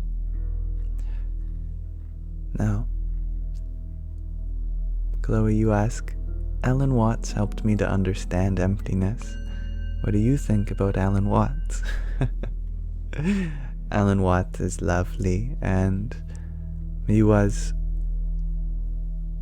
a good choice in the background of a lot of lo-fi hip-hop beats. If you apply a low-pass filter to his voice and put some chill beats behind it, you've got yourself a banger. But Alan Watts was fascinated by the East. You can tell that his curiosity was just beautiful. And he became such a great spokesperson for our Western minds. And I learned a lot of things for the first time through him. And for that, I'm immensely grateful. Amelia, that's how you found Alan Watts. I love to hear it.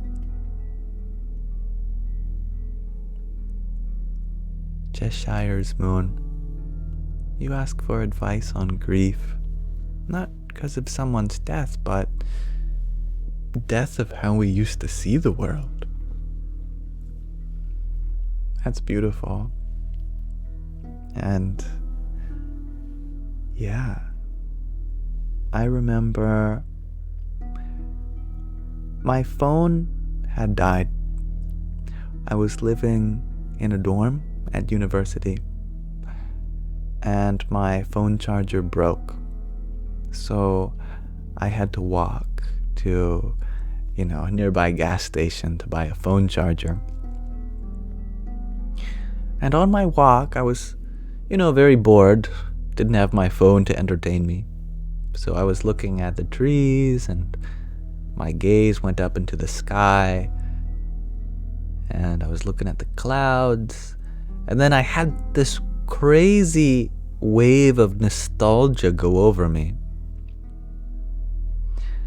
And I had this realization that I forgot how to look at the sky the way I did when I was like 3 years old or so. That we just looked at things differently. The thought process was different. There was a kind of getting lost in the clouds, imagining yourselves in them, what the texture would be like, looking at the shapes and everything. Nowadays, we're too mentally busy. We see the sky and we just gauge if it's cloudy or not. There's no more imagining further than that.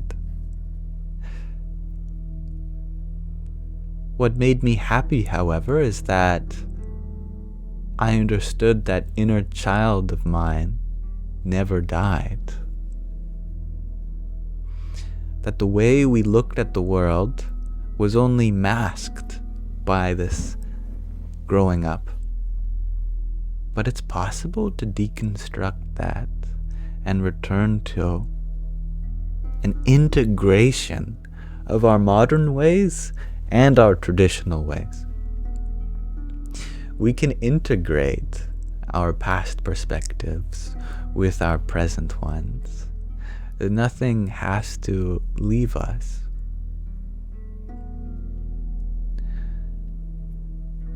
Knowing this to be such, you ought not to grieve.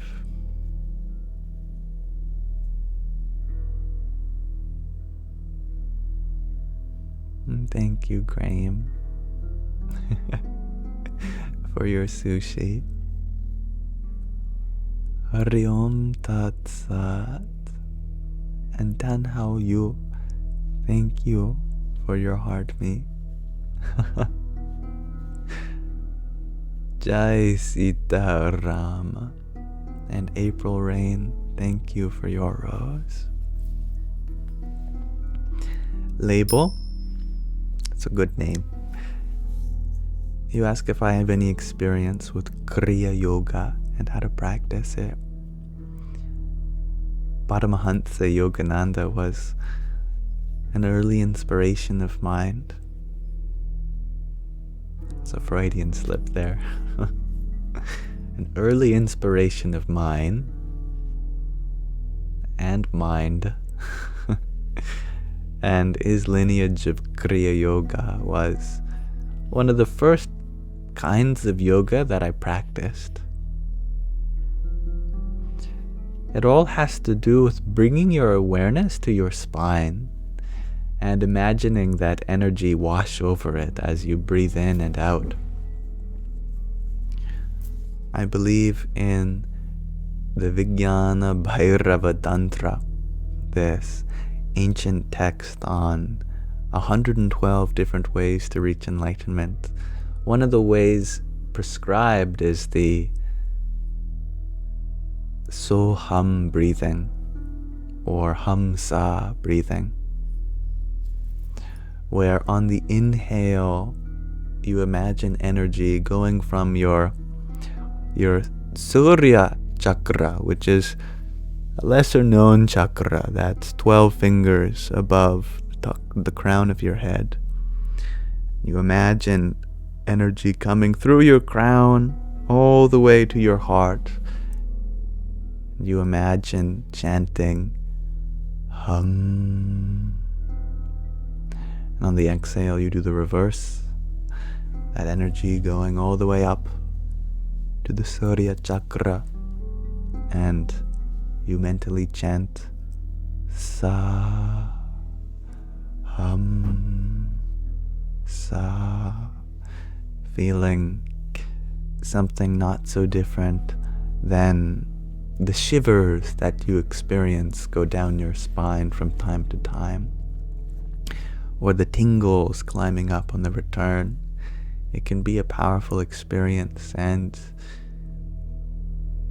I used to cry while doing that, feeling the energy go up and down. Tears would just not flow. It wasn't like I was pouring out tears, but just a few tears would come out every few breaths, and it'd be a very, very healing experience. And thank you, April Rain, for your rose. It is April, isn't it? And it was also raining here, so I thank you for your presence, April Rain. Radhe Radhe. Thank you, John Simon, for your pair of roses. Hari Om Tat Sat. And thank you, Kevin, for your heart me. Jai Sita Rama. Linda Lu, you are wondering, what book or resource do you need to look into this type of yoga? I would look into the autobiography of a yogi, which is Paramahansa Yogananda's book. He describes the story of his life and his gurus, Swami Shri Yukteswar Giri, and his guru's guru, Lahiri Mahasaya, and his guru's guru's guru's guru. I added one too many guru. The great Mahavatar Babaji, and how the descension of Kriya Yoga descended from him.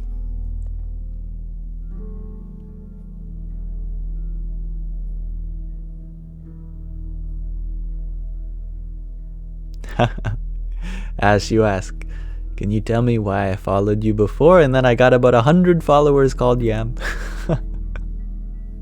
I guess it's a little test from the universe, seeing if you can distinguish the real Yam from all the fakes. That's why I've added this scrolling banner at the top. I don't know if you can see. I guess naturally we cultivate a lot of spiritually minded audience members during this live stream that we do every day. And some people piggyback that to exploit the vulnerability that often comes. And so I have to do my part in ensuring that you all know that if I follow you, it wasn't me. If I message you, it wasn't me. At least on this platform. Especially if it sounds too good to be true, like, hey, I am Yam and I am here to message you about giving you a spiritual reading. I don't do such things. Scrolling banner is too high today. I can bring it down, but thank you for telling me. Here. How's that?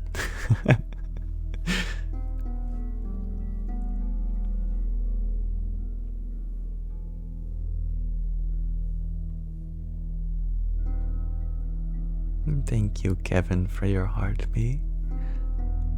Radhe, Radhe. And Bobby So, thank you for your heartbeat. Team Bracelet and cheer you up. Jai Sita Rama. And Team Money, thank you for your 11 and another 1 TikToks. Radhe, Radhe. Motivational greatness. You ask, where to start in our awakening? Feel like I get somewhere, but then nowhere. Good, good. That means it's working. Naturally, we start to understand, and then the universe humbles us. I understand nothing. Then, in that we found a newfound understanding. Then the universe humbles us again. It seems like whatever pattern we pick up upon, some exception comes and we have to recalibrate everything. It is like a ping pong ball dropping on a table. You hit the floor. Well, I said a table, sorry.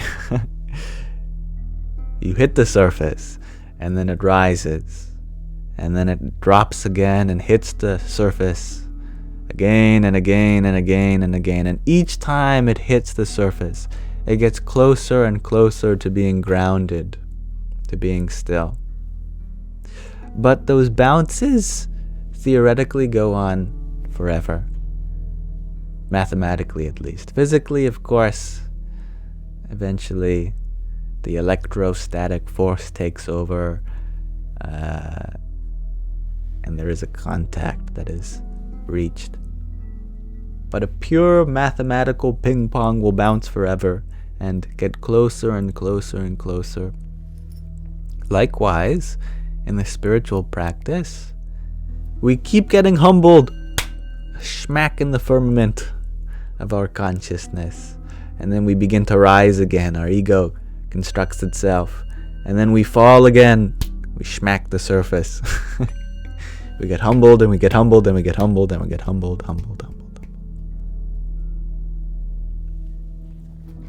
And asymptotically, we approach that baseline. And as we get closer to that baseline, we might say things like, I now understand that there's nothing to understand. That there is nothing to make sense of. And even this fact, I am sure I will be humbled by.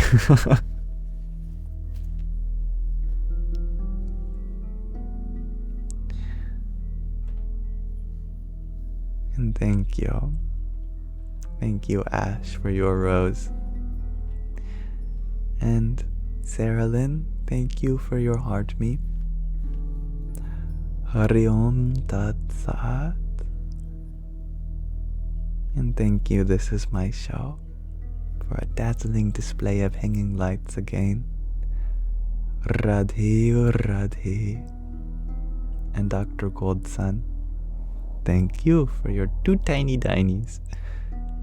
Yippee! And 10 roses. Radhe Radhe. And thank you, K Little Star, for your heart mecho.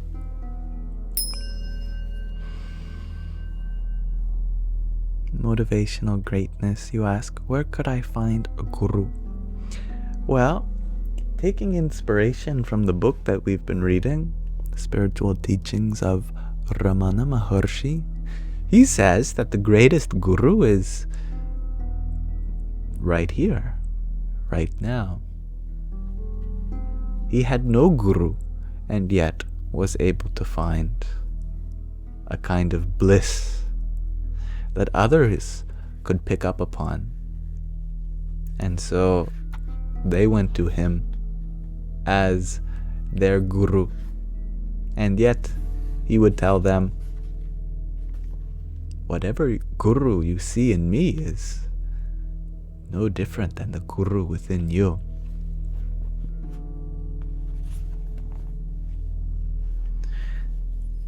We must be careful in who we select as our guru. It's important that who we look up to as a guru is not going to take advantage of us. So there is a natural carefulness that has to take place. We have to do lots of testing ourselves to see if, will they react if someone pokes them verbally, if not physically. Let's see, does their peace actually have any resolve to it, or are they going to suddenly become fearful or angry? I would be like a scout on the lookout, looking for any reaction. And if you find that, this person, if we can even call them that, is just remaining sincere, never reacting out of malice, joyful, then that could be a good indication that they have something to teach you about finding a kind of blissfulness within yourself as well.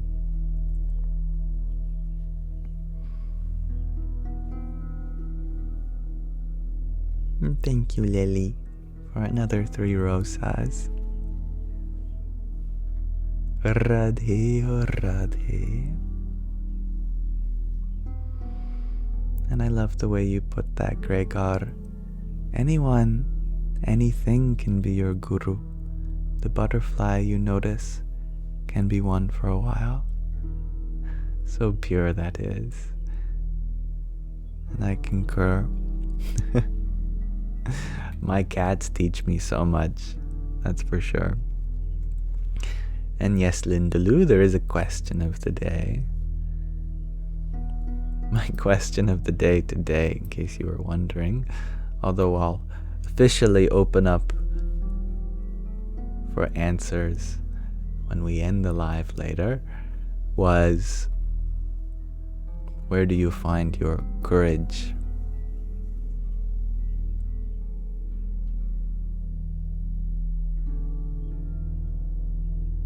And hello, you're awesome, believe it. Nice to see you.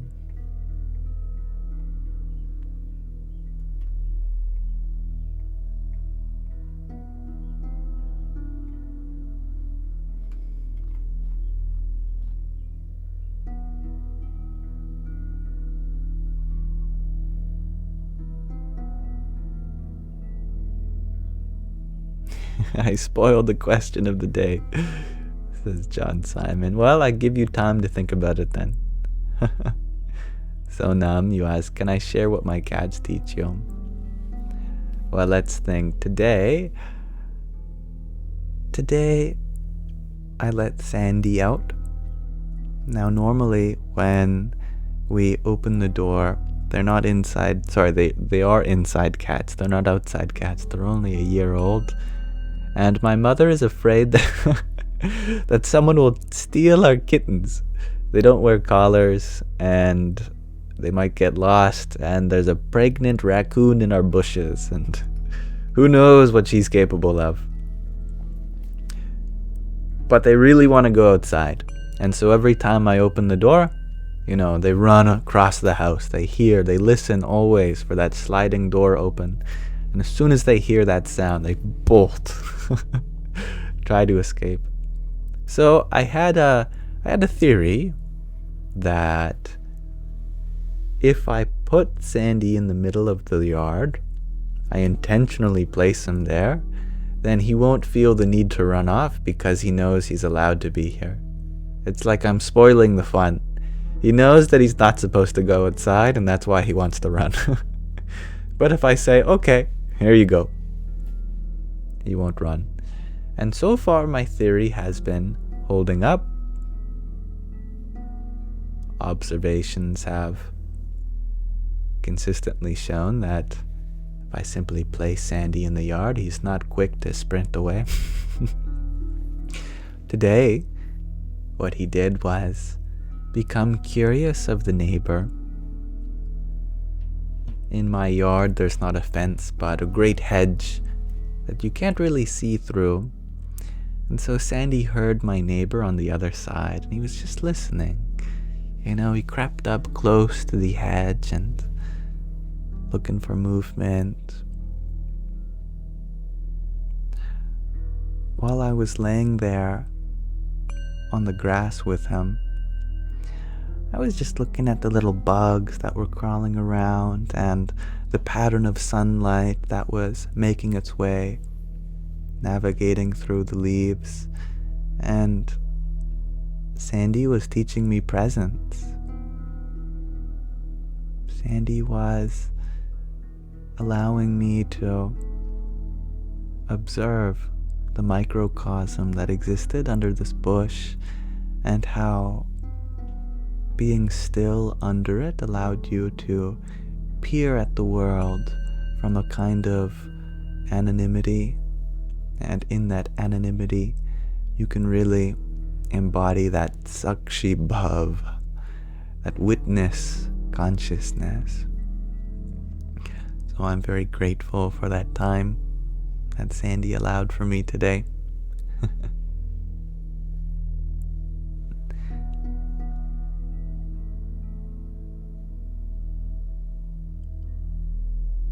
Thank you, This Is My Show, for your hand hearts a moment ago. Radhe, Radhe. And Lily, thank you for your pair of tiny tinies. Yippee! And thank you, Chloe, for your garland headpiece. Radhe, Radhe. And thank you, John Simon, for another heart me. And Kay Little Star, thank you for your hearts. Om Namo Bhagavate Vasudevaya. Aquarius lady, I see you changed your name. That is sweet.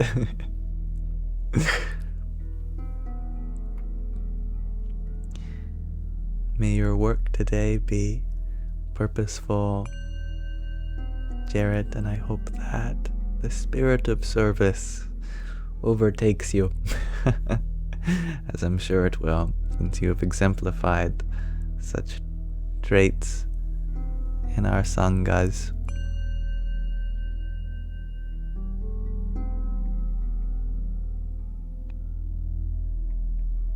Thank you, Linda, for your quintet of roses.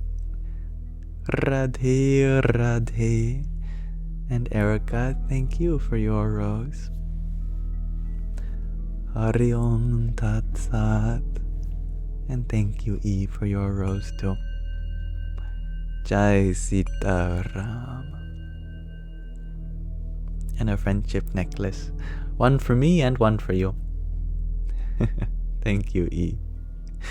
And thank you, Jared, for another 37 roses. Radhe, Radhe. John Simon, you say, Yam, you seem dressed differently today.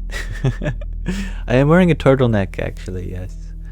Oftentimes, I just wear my robe. But I went to a rock and gem shop today, and so I dressed for the occasion. This is my rock assessing garb. But yes, I agree, Gregor. Perhaps we can open the pocket Bema Jodran. She is a lovely Buddhist nun. I mean, she looks like a wonderful grandma with lots of wisdom. And there is lots of wisdom in this book. So let's crack open a page from this little book. I think we've read that one. We read that one too. We read these as well. Here. We can read this one. Number 70. Space permeates everything. Number 70. Things happen to us all the time that open up the space. This spaciousness, this wide open, unbiased, unprejudiced space is inexpressibly and fundamentally good and sound. It's like the sky. Whenever you're in a hot spot or feeling uncomfortable, whenever you're caught up and don't know what to do, you can find some place where you can go and look at the sky and experience some freshness, free of hope and fear, free of bias and prejudice, just completely open. And this is accessible to us all the time. Space permeates everything, every moment of our lives.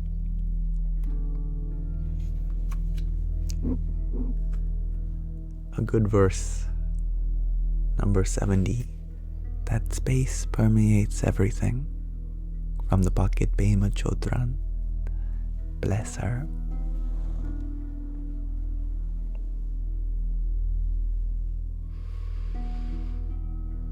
Thank you, Lere, for your heart me.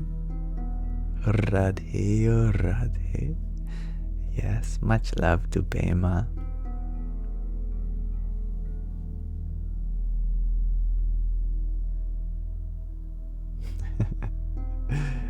Many of you are still thinking about the question of the day. For example, Kim, you shared that courage comes from within love. I see the truth in that, absolutely. Coco, you say you seem like you're often on the verge of laughing.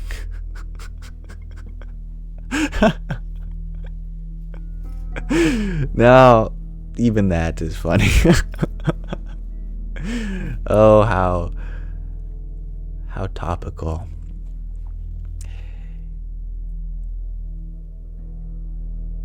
I consider that laughter is our way to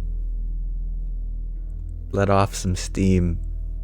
You know, when you're cooking something, rice for example, if you put the lid of the pot on right away, then by the time it's simmering, there might be too much steam.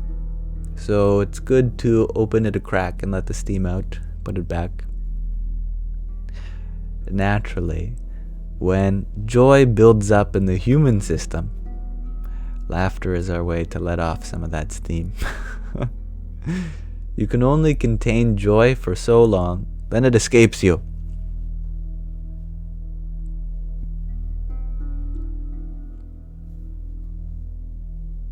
That's quite alright, Kimmy. Much love to you. And Thank you for your presence thus far.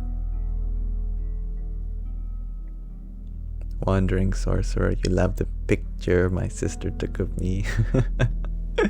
I'm glad, yeah. It's that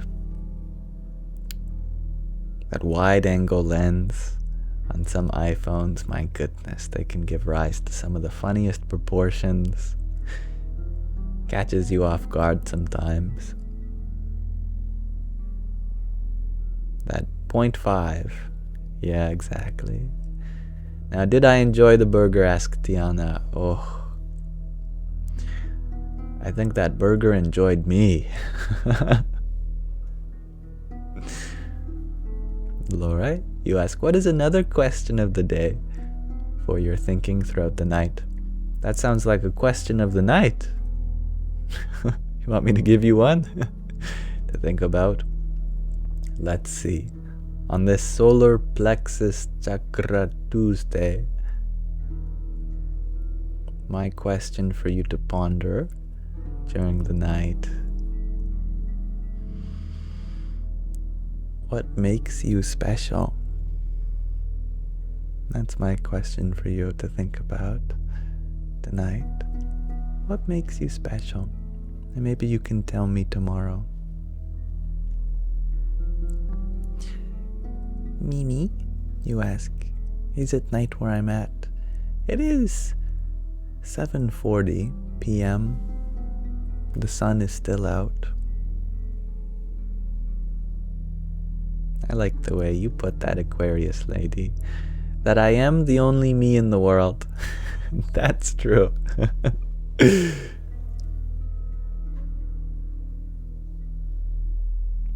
Lily, you share that you feel what makes you special is your experiences thus far, simply being alive.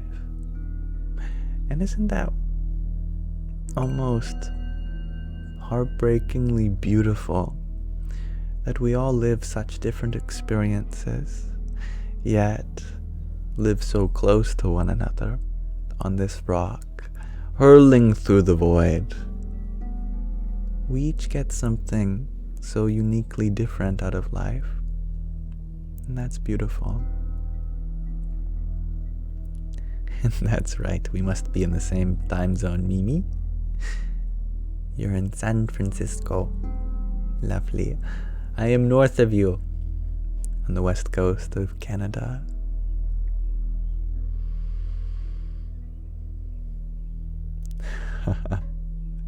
That I am Yam. Trick question, says asking questions. I am that I am. Thank you, Andrea, for your rose. Radhe, Radhe. Life is full of lessons, says Kim. I agree. Lessons and blessings. And every lesson is in turn another blessing.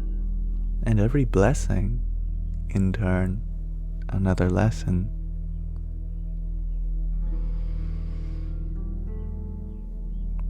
Well said, G. I am who I am. That's what makes me special. I agree, G. And thank you for your pair of roses. Radhe, Radhe. Anna, you ask, how am I doing? I am feeling blissful and grateful. Thank you. How are you doing? And good night, Linda Lou. Thank you for sharing your blessings. Radhe, Radhe. Wanderer, you are wondering, how many times has someone asked, Yam, do you like green eggs and ham? If I had a penny for every time that someone asked me this, I think I'd have about 5 cents.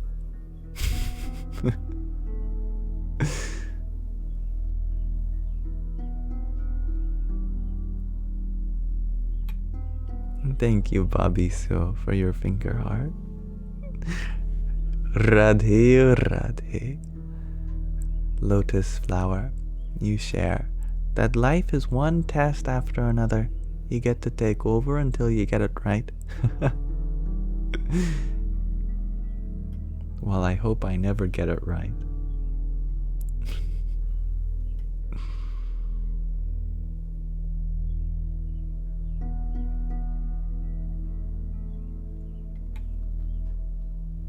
Dragonfly, you ask, how can you move past old traumas and habits to build new, meaningful relationships? Our ability to find a freshness in new relationships and to deepen the meaning of them is due to what we learn from our past relationships. When we focus on all the things we've done wrong without awareness of what we've learned in the process, then we feel defective. We start being so critical of ourselves. However, even relationships that didn't end up that healthy, we can use them to become healthier in our relationships in the future. Past relationships can teach us about our boundaries. When people overstep them, that tells us a lot about ourselves and where we're at and where we need to draw the line for others. We can learn about our needs and wants through all the ways that we didn't get fulfilled. Knowing this to be such, there is wisdom to be found within the experience, even if it is negative. And utilizing this wisdom can make your future relationships that much healthier and meaningful. This may require us to reflect back on the feelings in our past, and it might hurt to do so, but that pain is only temporary and an indication that what you're reflecting on is something that's sensitive, and it's the sensitivity within ourselves that requires our attention the most.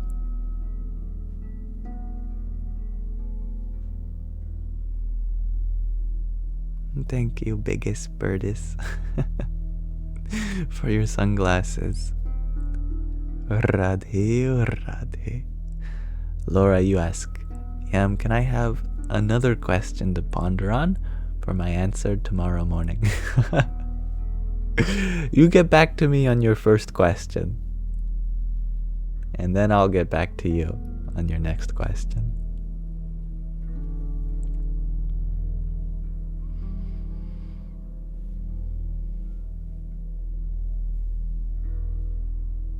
Linda, you share that what makes me special is my forgetfulness, because through it, God brings me back to Him. Wow! Now that is a profound statement. To seeing our own ignorance as a blessing, because it invokes the potential, the possibility for awakening. Nice. Very good. Now that is some good positive reframing. Thank you for sharing that with all of us.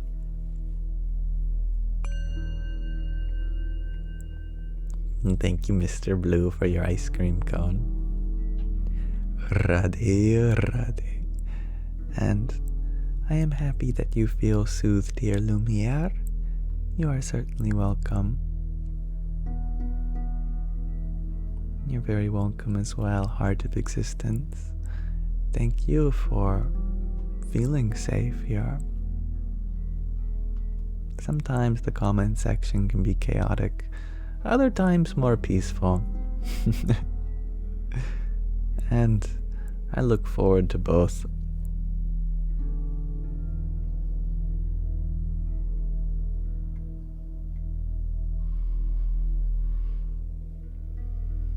Hello, Andre.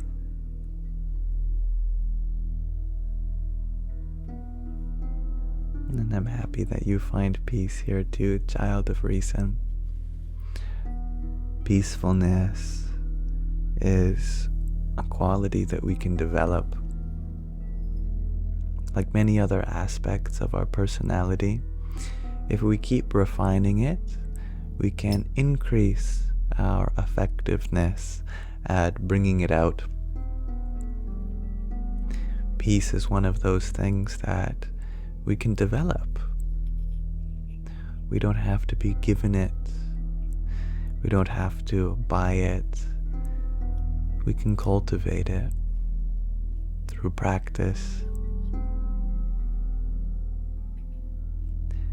Laura, you share that you are special because you're able to forgive people, even though they have hurt you, and give them a chance to regrow their trust again. That's beautiful, and that is very special. How lovely is that?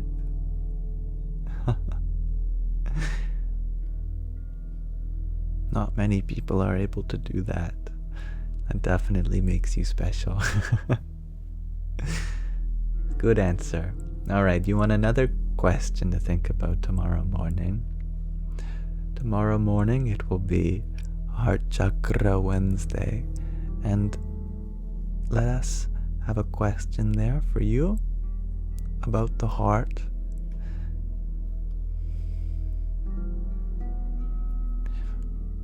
What's something you've learned from fear that you're grateful for? That's my question for you to think about tomorrow morning. Shakira, you had asked, is it okay to pray lying down in bed? Let me rephrase this for you. I have a joke. Now, this one Christian, he went to his pastor and he asked, Father, is it okay to smoke while I pray? And the pastor said, it would be better if you didn't. But if you can't help it, I suppose. Not satisfied with this answer, he went to a different priest and he asked the priest, Father, is it okay if I pray while I smoke? The priest said, of course it is. Any time you take to pray is worth it. The difference is, in one scenario we had asked, is it okay if I smoke while I'm praying? And in the other we had asked, is it okay if I pray while I'm smoking? So, let me rephrase your question, Shakira. Is it okay to pray while lying down? Of course it is.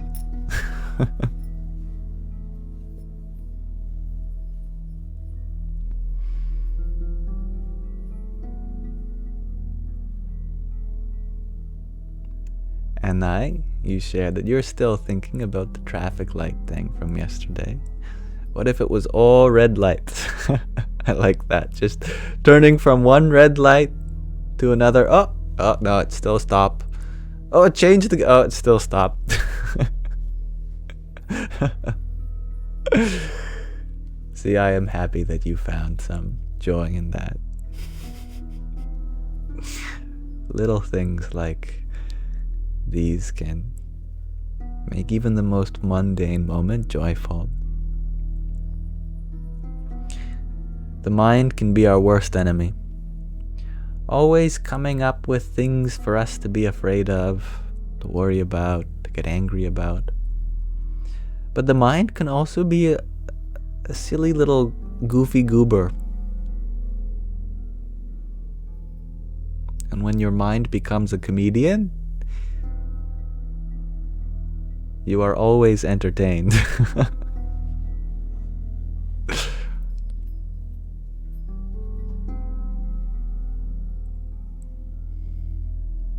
White Tiger, you are wondering, what do I think about astrology?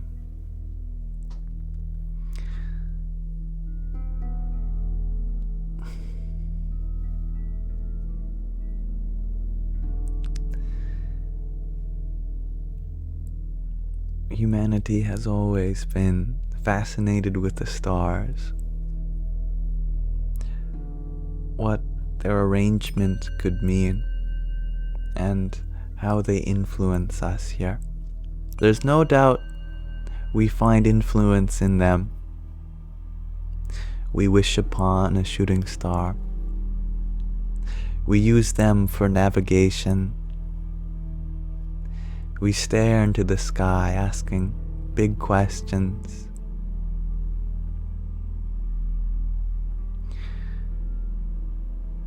I am sure we will always be looking up at the stars with wonder. Who knows what effect they have on us?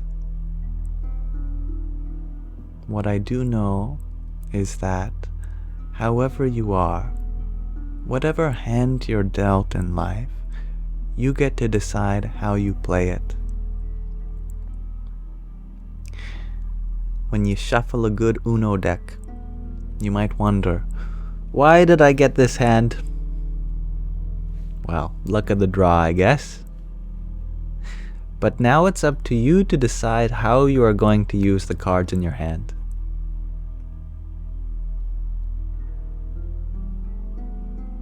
Likewise, we are given many traits of our character. Our personality is sometimes something that arises from the world and our place and time. But what we choose to do with this character, now that is beyond any star's wish for you, any planet, beyond time, beyond space. Your free will to make of your life what you want for it. This is always in your possibility.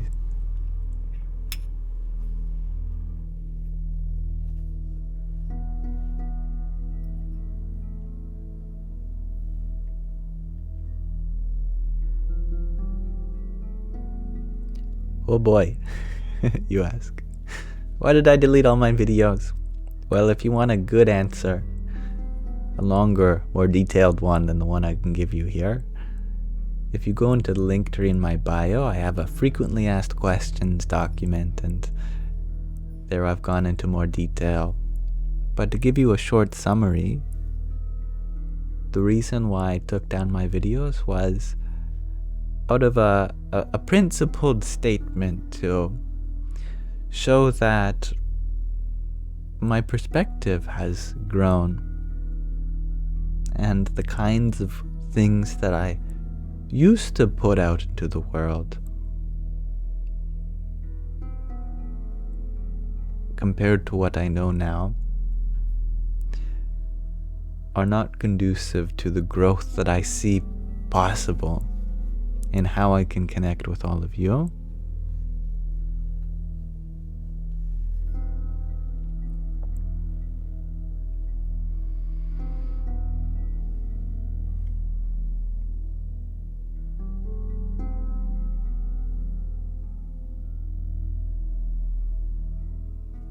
Mimi, you asked, do you think people evolve at different times? Of course. We all are at different levels of understanding on everything and anything. A child in grade 5 mathematics is not learning the same thing as a child in grade 10 mathematics. My understanding of gardening is surely less than my mother's understanding of gardening. We all have our inclinations in this life, and these inclinations guide us to understanding different things at different times.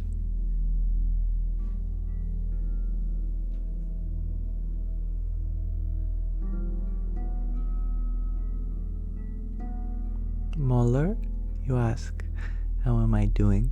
It's a very wholesome question. I am doing well, thank you. And did I see Mermander slip in? Yes, I did. Hello. I guess that answers your question as well. I am feeling happy. Thank you. Happy to have you here. And PG, thank you for your rose. Radhe, Radhe. 31 planes of existence, you share that you've been bummed out by the Gaza news lately. How should I think of it mindfully? For example, what would the Buddha do? What would the Buddha do? It's a good question.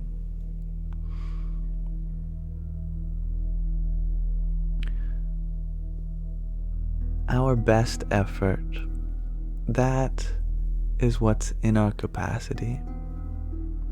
What is outside our capacity, we need not worry about. If we worry about what others may or may not be doing, then this only limits what we can do ourselves, since we expend energy on the worrying of something outside our control. When there is a cause that you wish to help, people have different capacities to help.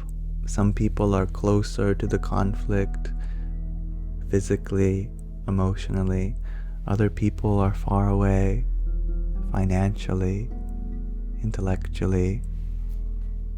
Whatever your capacity is to help, if you are putting your best effort into that, then you need not be bummed out.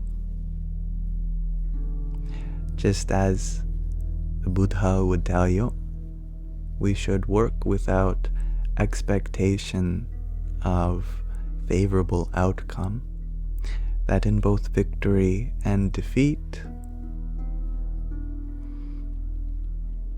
our actions may not be conducive to an outcome that we'd prefer, but it's not about what happens as it is about what you have done. And as long as you have made it in your best interest to help out in the way that you can, then that's all the universe asks of you.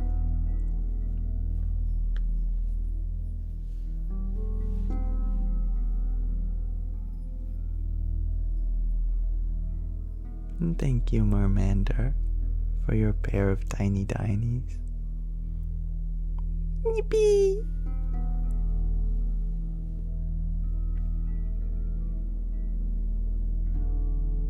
And well said, Vivian. Do what you can with what you've got from where you are. I love that. And as Darby says as well, we can only do what we can do. The rest will worry about itself.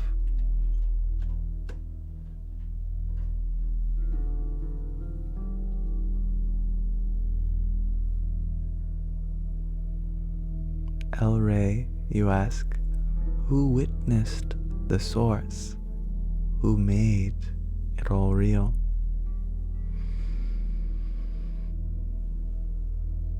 When we are asking a question about the source, we end up running in circles because our material intellect has received knowledge from material experiences of this material universe. So when we ask the question who, we think about a person and what kind of traits that person might have. We think about, let me just restart my background music. We think from a limited perspective because what we want is an answer that makes sense within our experience. But what we're asking about is something not within our experience. It's the source of the experience itself. And that is the witness itself. So, who is the witness of God? Nobody. Because God is the witness of the world. Consider, for example, consciousness. Consciousness cannot be seen, yet it is the thing that's doing the seeing. Who witnesses the consciousness? No one. Because it is the witness of the experience.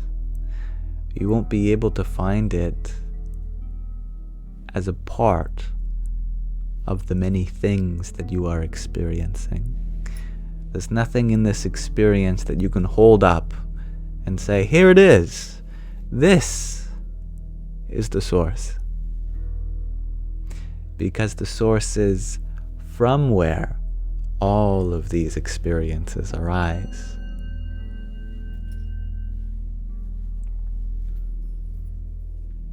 And what a beautiful question. Apostolos. You ask, what is the best way to love ourselves? The best way to love ourselves is to see ourselves within everyone and everything. And then through that, by loving everyone and everything, we become the ultimate recipients of our own love, because we experience that love within everyone and everything.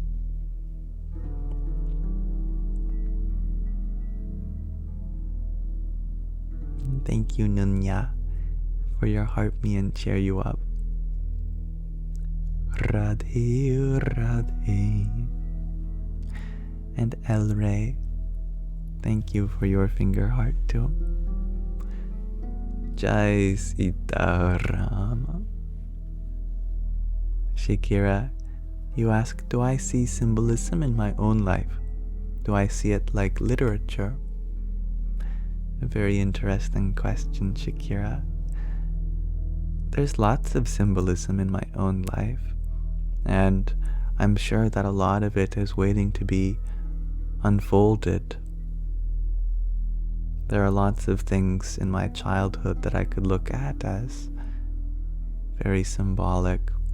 For example, ever since I discovered that geodes exist, I would constantly be cracking open rocks in my backyard every morning. Mom, Dad, can I go in the backyard? Can I borrow the sledgehammer? Okay, fine. Spend a whole day just cracking rocks open. Crossing my fingers, I'd find that geode. What is the symbolism here? Well, given the knowledge that something beautiful may exist within something mundane, that knowledge is enough for the determination of looking for that beauty within everything.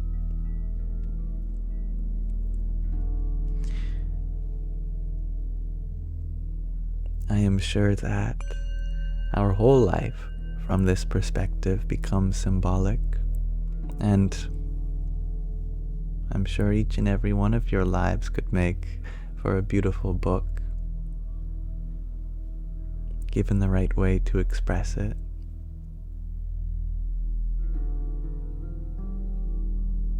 Thank you, July Moonchild, for your paper crane. Radhe, Radhe.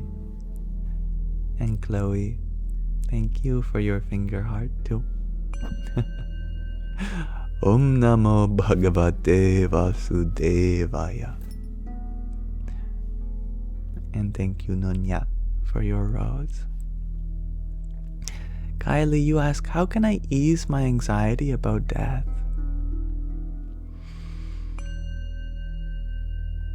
Why do we fear death? Because we want to live. Well, if we want to live, then live.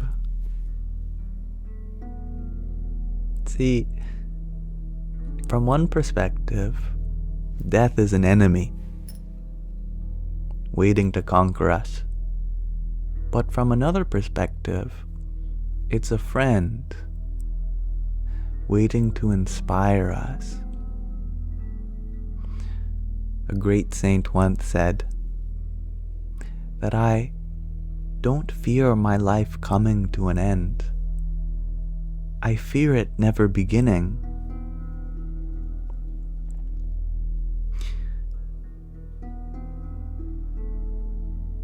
If we feel like we have control over the time of our death, then we expend so much energy just trying not to die, rather than spending that same energy into living itself.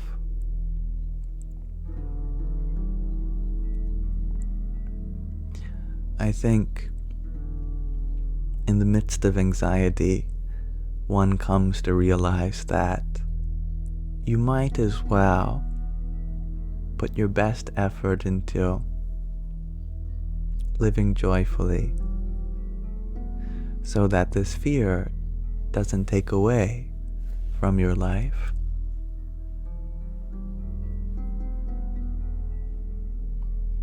Mermander, you ask, Yam, how do you personally view death or loss? Well, the same as everyone. You grieve, but in that grief comes a reflection on preciousness, and in that preciousness you find newfound meaning. If you can be even 0.1% more conscious of this process,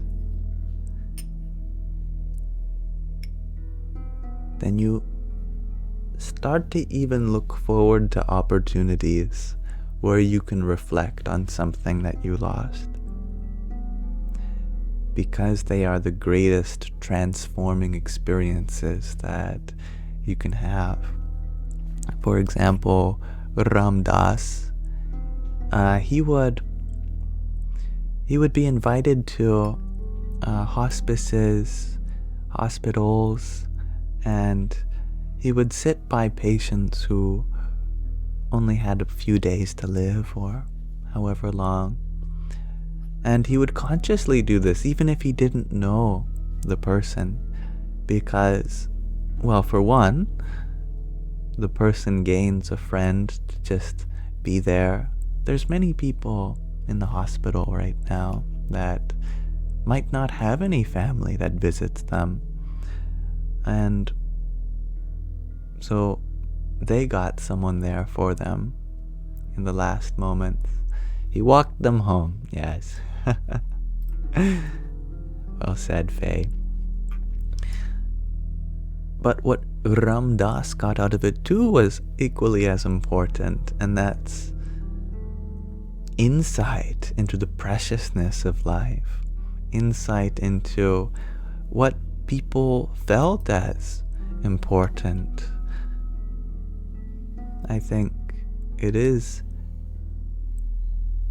such an upgrade to our experience of life when we can look on the older generations as sources of wisdom. If we can navigate our way around the bitterness that some people have accumulated and see the value in their experience, we can start to make our present life that much more meaningful. And You don't have to take it to the extreme and visit someone on their deathbed. But looking forward to sharing the space for this feeling of loss can be such a transformative experience.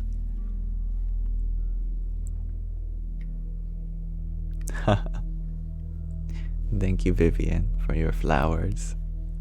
Hello, Trish. And Radhe, Radhe. And thank you, Garrett, for your fireflies, I see. Hari Om Tat Sat. El Rey, you ask, is it a prison being aware of the program in almost everybody and prefer being alone? It can be limiting to be hyper aware of the flaws in others. Naturally, we begin to acquire whatever it is we are aware of. For example, when a few days ago I was playing pool with my father, billiards on the pool table, I wasn't improving much. And then I realized that what I was watching is where his ball went. I was fascinated whether he'd sink the ball or not, or foul. But then I realized I could learn much faster if I shifted my attention to how he was holding his stick, how he was hitting the cue ball. I became interested in what he was doing right. And with that shift in awareness, I could pick up on some of the techniques that he was using to beat me. And I started learning from losing. Likewise, the best way to be liberated is not to try to be aware of what's limiting you and try to minimize that. Instead, look for the ways in which people are doing something right, something profound, something beautiful, and that quality increases in you too. Everyone is a mixed bag of defects and virtues. If we focus on how other people have been programmed, then we program ourselves too. So if you want to escape that programming, I'm not asking you to ignore the things that other people are doing wrong, but I hope you see the benefit that comes from looking for the virtues within everyone.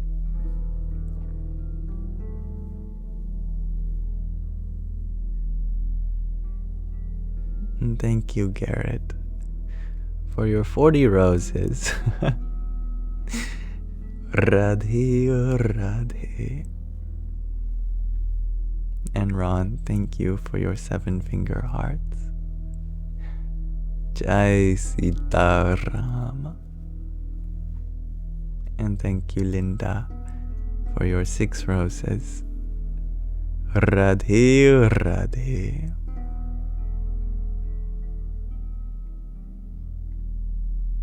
User 245, you ask, how do you make money?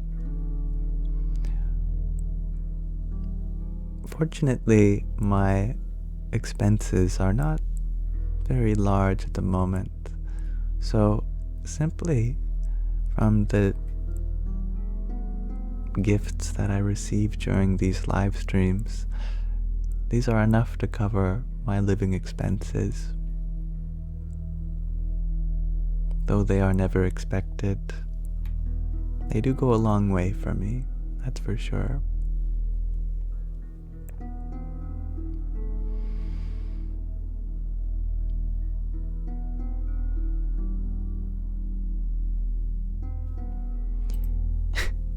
Now, ooh, You ask, do I like bunnies? I love bunnies. I saw the Easter bunny when it was Easter. It was quite traumatizing for the children, I assume. I was walking past this housing complex that had a bit of a park in between all the houses. And there was a park bench there. And there were parents around and a bunch of children looking for eggs, Easter eggs. But staring at me from afar in the park was the Easter bunny. Big costume, deadpan stare from 100 yards away or so or more. It kind of made a chill go down my spine. Just this lifeless Easter bunny sitting on the park bench looking at me from afar. But later on in the walk, I did see a real bunny who was jumping around next to this field. I thought, my goodness, if I was a bunny, I would love to live here too. And when I was younger, I did have 2 bunnies as pets, and my mother asked me what I wanted to name them. And so I named the first one Volcano, and the second one backwards. Volcano and backwards. And they ate everything. Chewed everything. They even started eating the drywall and then the insulation behind the drywall.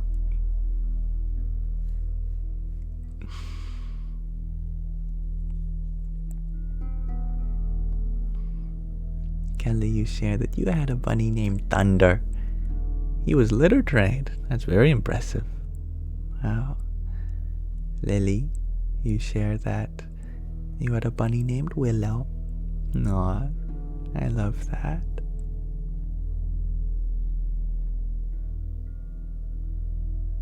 And Chloe, you had one named Flower. That's so sweet. And your bunny, Ooh, is called Very Cute Bun. Aw, that's sweet.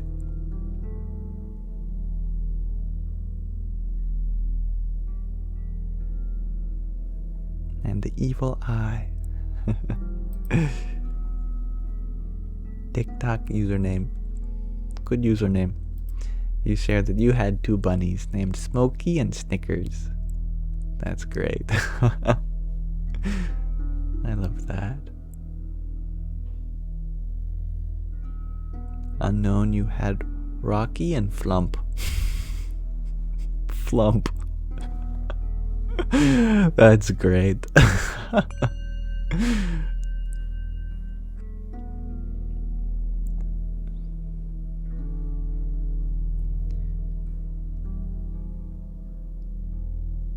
Thank you, Jessica, for your 20 roses.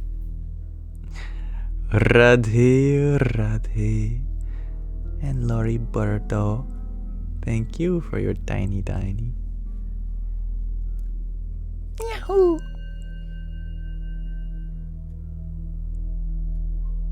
And thank you, Unknown, for your rose. Radhe, Radhe. Sak Maki Mak, you ask, are you a Krishna? Well, no one can be said to be Krishna unless you are able to reveal your cosmic form. I'm not sure what I have to reveal. I could show you some pretty unimpressive tap dancing. But Krishna can reveal the dance of the cosmos simply by tapping your third eye. But Krishna also says that the wise know me as none other than their own self. And so who you are at the core of your being, that is none other than Krishna too. There are, of course, people who love to extol the name of Krishna in song, in chant.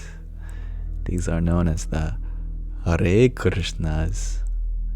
And it's not an organization that I'm affiliated with, if that's what you're wondering. But I have lots of respect for them and their Parama Gurudev, A.C. Bhakti Vedanta Swami Prabhupada. Kelly Jones, you ask, you can tap dance? No. That's why I said an unimpressive tap dance.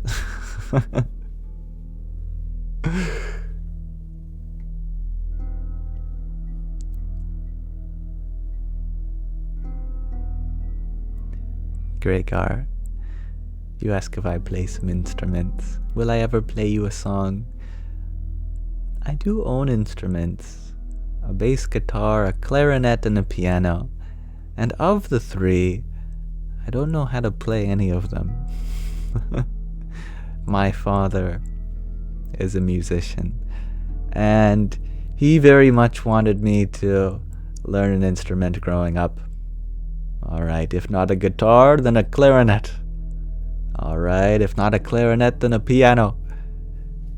He was very gracious in supporting my musical adventures, and I did put a lot of effort into learning them. But I found my favorite way to experience music was digitally. And so I liked to make music in FL Studio. In FL Studio, I can play every instrument. But physically, I can't play any of them.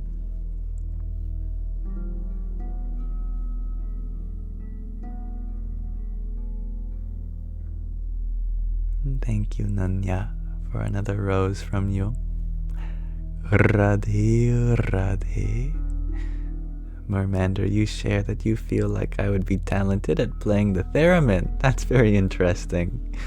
Yeah, I love how it's an instrument that you can play without touching.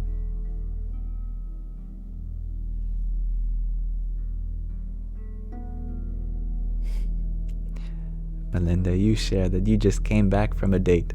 It did not go well. Well, that's all right. I'm sure you learned more about yourself. And that went well.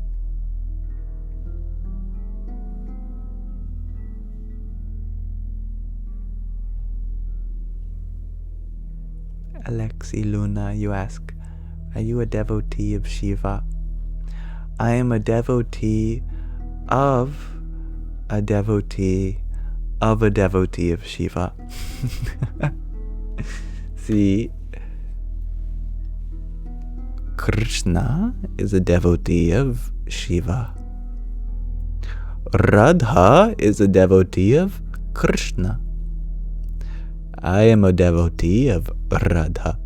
And so I am a devotee of a devotee of a devotee of Shiva.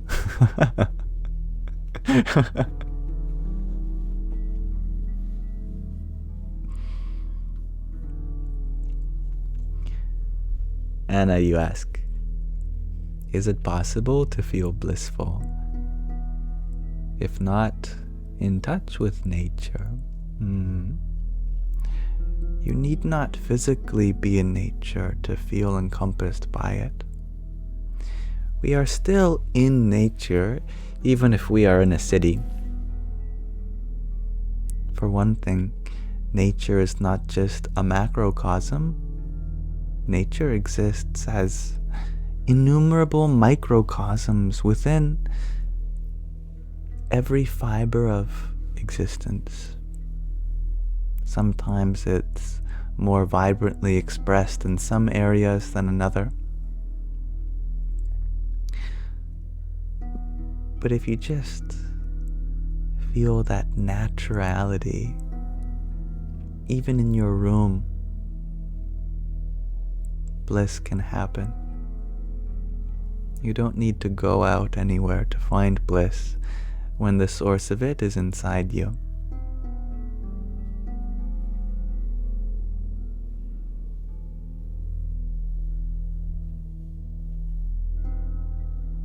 BBC. You are wondering why I roll my R's sometimes, but not always. Because in English, we don't need to.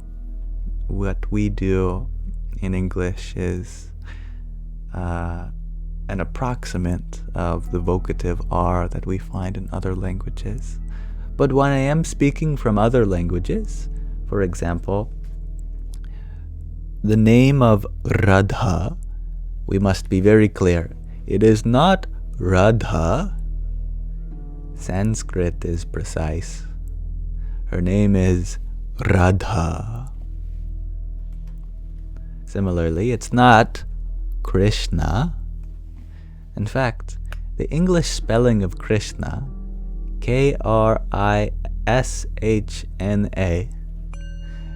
the only two letters that actually correspond to the real word is K and A. Everything in between is only an approximation. The R and the I is an approximation for the rolling R. R. There is no I sound. The SH is an approximate for the retroflex sh, which sounds very similar to the English sh, but it's pronounced very differently physically. Finally, the N sound actually isn't a dental N, it's also a retroflex N, where you nasalize by touching not the back of your teeth, but your hard palate. Anna.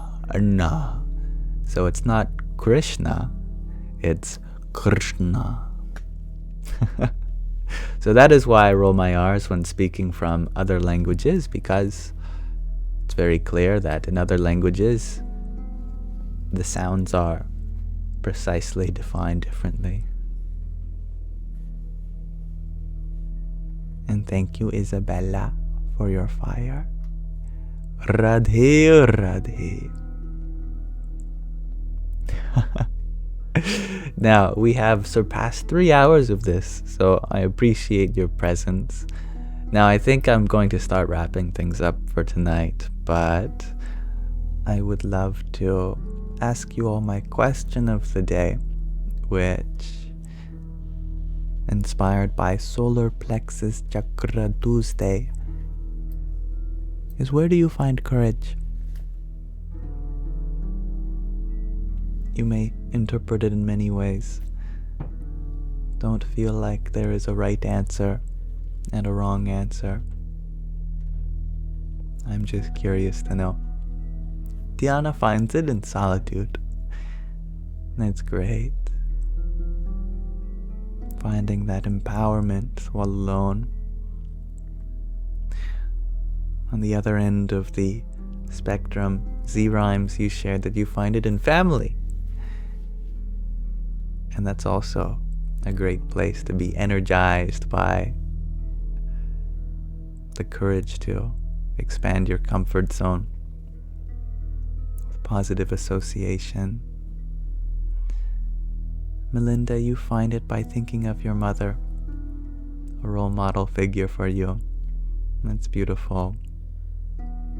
Jay, you share that you find it by trusting yourself. So simple, but so true. Kim, you find it in the heart, the place of love. Lily, you find courage from the experiences of your past to move forward after hardships. Very practical.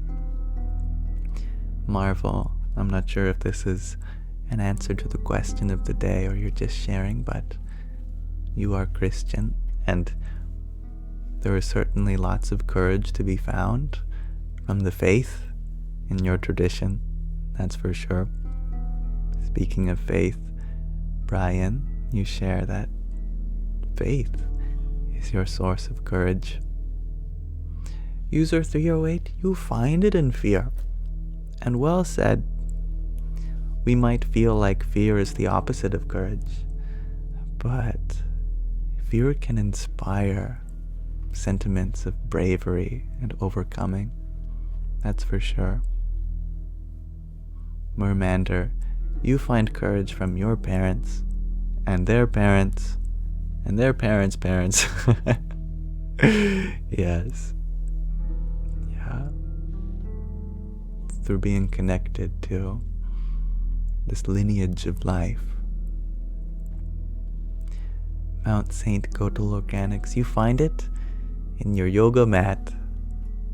I love that. Sounds like yoga is a very important part of your routine, and I'm happy for you. It's in my nature, says Isabella. Yes, you are right. It is in your nature to be courageous. That's for sure. Jackie, you share that you find courage by wanting the scary thing over with. Well said, yes. Might as well get it over with, right? Sam, you find courage to help the world. Chloe, you find it in bodhicitta. I love that. In the selfless service for all souls in this samsara. Divinely chosen, you find it within yourself and overcoming life experiences. And Enchantress Theodora, you share that you get up each day, whether you have courage or not. Now that's a transcendental kind of courage, and I love that. You find it in love, says G. I am also happy to hear that. You find a lot of things in love. And it always makes me happy to hear that. There are certainly many ways we can find courage, and so I thank you all for allowing me to reflect with you all on the various places that courage manifests itself. And thank you, G, for your rose. Radhe, Radhe. Mermander, you ask, where do you find courage, Yam? I find courage in knowing that whatever I face, the facing of it will help me grow in character. And it's that growth that allows for this moment to feel meaningful, fulfilling.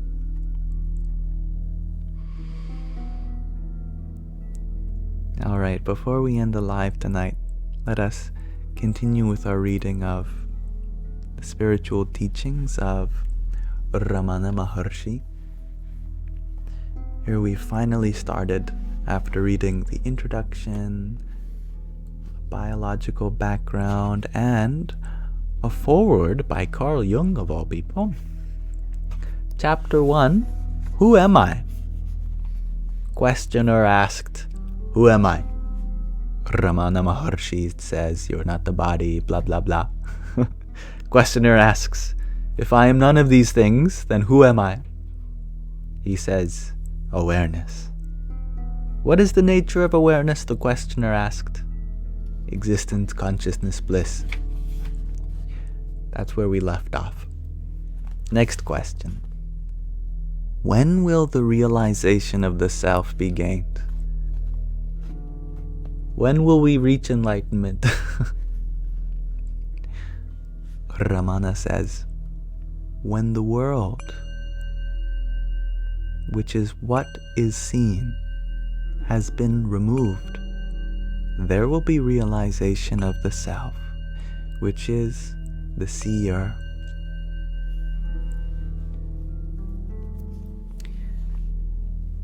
Thank you, Jarrett, for your generosity in giving another set of gifts to Peter, Elray, Amanda McCormack, Elevenra, and Dr. Joel. Thank you. I look forward to being in the service of all of you. And I hope you enjoy your sticker packs that Jared has selflessly provided for you. Radhe Radhe. Questioner asked, will there not be realization of the self even while the world is there, taken as real? Maharshi responds, there will not be. Questioner asks, why? The seer and the object seen are like the rope and the snake. Just as the knowledge of the rope, which is the substrate, will not arise unless the false knowledge of the illusory, serpent goes, so the realization of the self, which is the substrate, will not be gained unless the belief that the world is real is removed.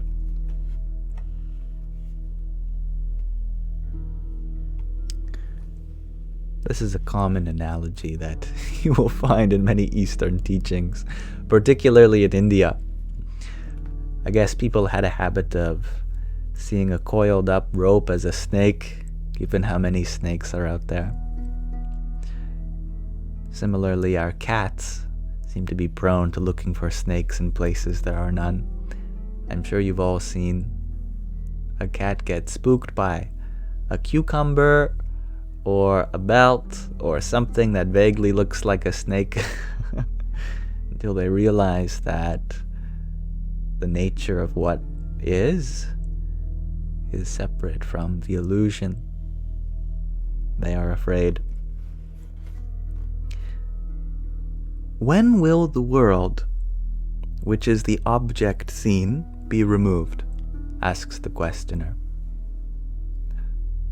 When the mind, which is the cause of all cognitions and of all actions, becomes quiescent, the world will disappear. The questioner asks, what is the nature of the mind? What is called mind is a wondrous power residing in the self. It causes all thoughts to arise. Apart from thoughts, there is no such thing as mind. Therefore, thought is the nature of mind.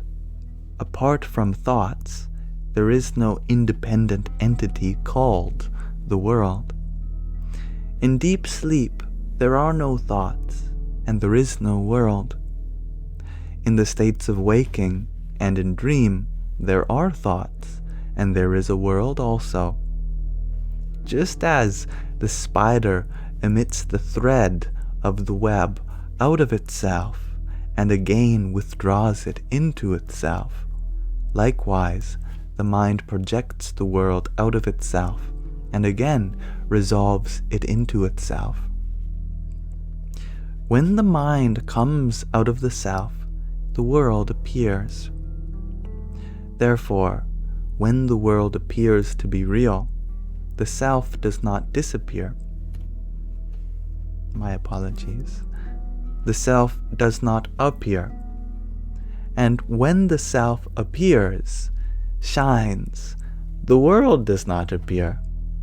When one persistently inquires into the nature of the mind will end, leaving the self as the residue. What is referred to as the self is the Atman. The mind always exists only in dependence on something gross. It cannot stay alone. It is the mind that is called the subtle body, or the astral body, or the soul, the jiva.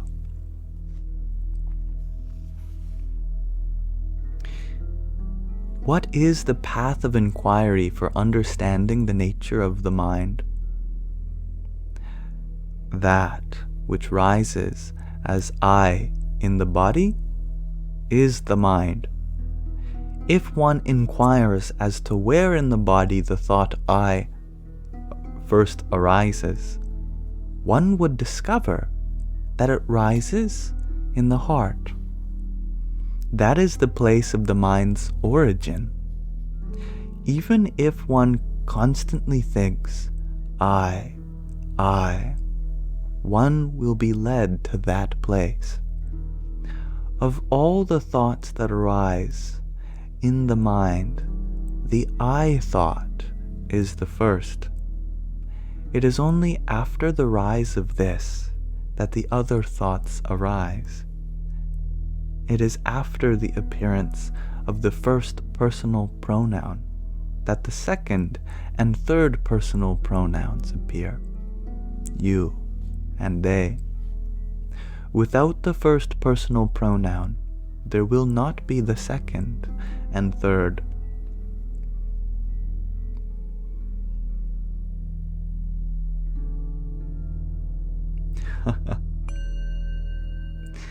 Thank you, Bobby Sue, for your fire.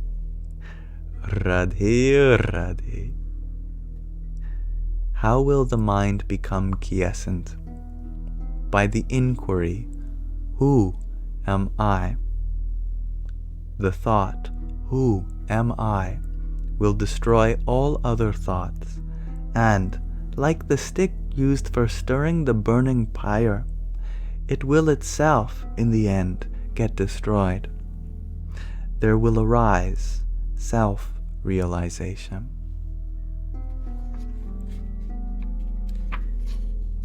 What is the means for constantly holding on to the thought, who am I?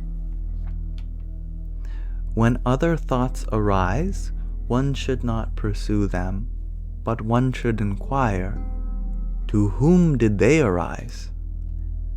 It does not matter how many thoughts arise. As each thought arises, one should inquire with diligence, to whom has this thought arisen? The answer that would emerge would be, to me. Thereupon, if one inquires again, who am I? The mind will go back to its source, and the thought that arose will become quiescent. With repeated practice in this manner, the mind will develop the skill to stay in its source. When the mind that is subtle goes out through the brain and the sense organs, the gross names and forms appear. When it stays in the heart, the names and forms disappear, not letting the mind go out, but retaining it in the heart is what is called inwardness. Antarmukha. Letting the mind go out of the heart is known as externalization. Bahirmukha. Thus, when the mind stays in the heart, the I, which is the source of all thoughts, will go, and the self, which ever exists, will shine. Whatever one does, one should do without the egoity of I. If one acts in that way, and will appear as the nature of Shiva, of God. I think I misread an and. Let me just repeat that last sentence. If one acts in that way, all will appear as the nature of Shiva, of God.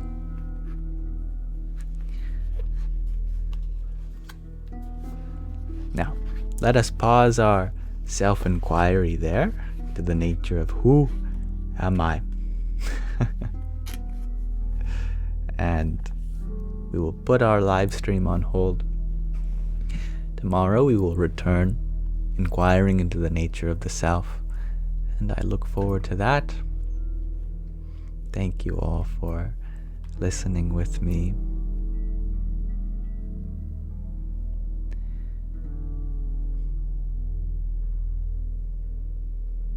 And who was it that said they were going to bed? Magdalene? Yes.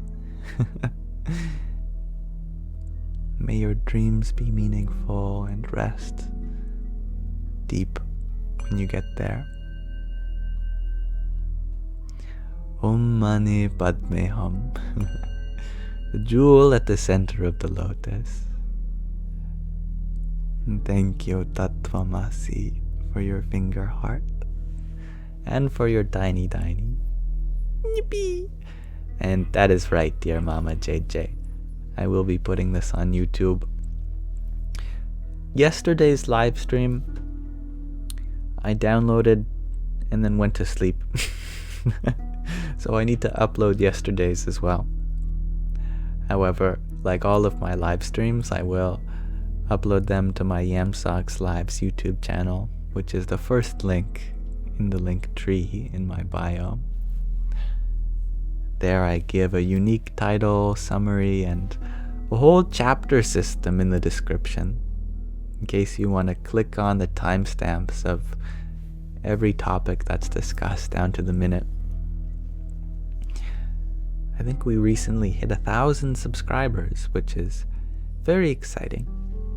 And that gives me some more abilities on my creator studio, and that's the dashboard which you upload and maintain your YouTube channel. So that will help me out a lot. And I recently uploaded another video to my ASMR YouTube channel. That channel is where I've put a read-through of the Bhagavad Gita, whispered style. We've done the first 3 chapters and the introduction. But actually, the video I published yesterday is not strictly an ASMR video. It's a video talking you down from an anxiety attack. So, I'm assuming you don't need to watch that now. But if you do struggle with anxiety, panic, or existential crises of any sort, maybe it's my hope that that video may help you. So feel free to add it to your watch later or save it. That's on my ASMR YouTube channel, the second link in my link tree. I know what it feels like to experience reality-shattering anxiety, so I've put together all of my best tips and tricks into one video. You're welcome to make the most out of that too.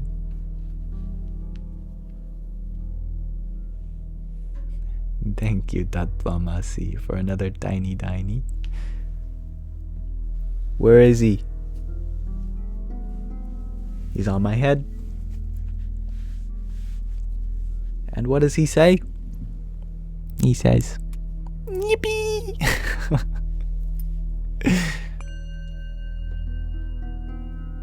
Oh, I'm very happy to hear that, Mermanter. You get even better at befriending the panic every time. User 224, you were wondering if strong light ever hurts my eyes? Well, sometimes when I walk outside, naturally, I have to blink 1,000,000 times because it's very bright. But it doesn't pain me. My eyes do adjust.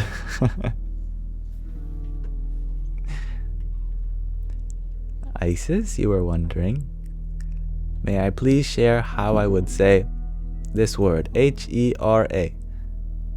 Well, if we were to pronounce it according to patterns in English, we'd pronounce it Hura or Hera. But if this was Sanskrit, it would be pronounced Hera. Hera. So there's 3 differences. The H is voiced, so it's not ha, it's ha. And the E sounds as a diphthong, a. And the R would be retroflex, thus making it hera, hera.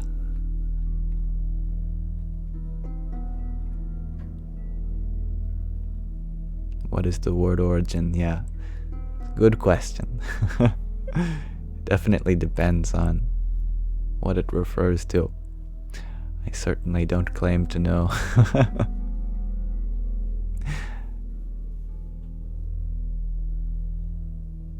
Thank you, Mermander, for your tiny.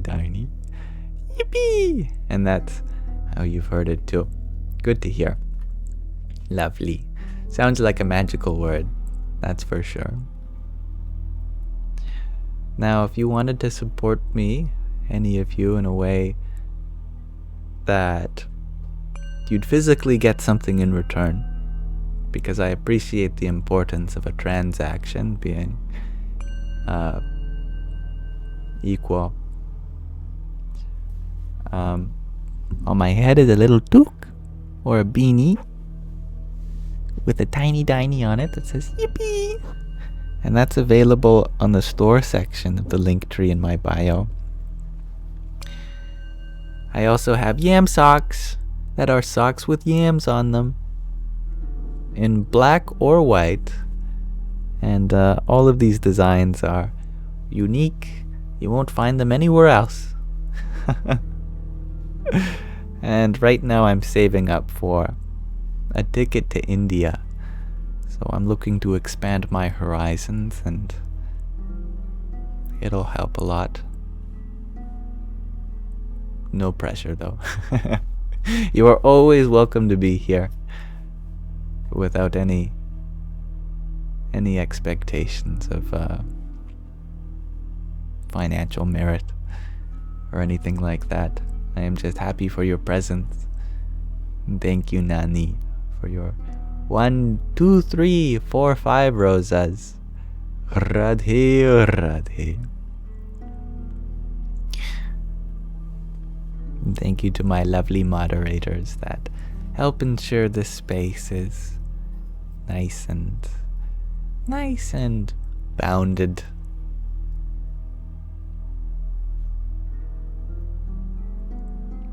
Now, did I draw / design the merch?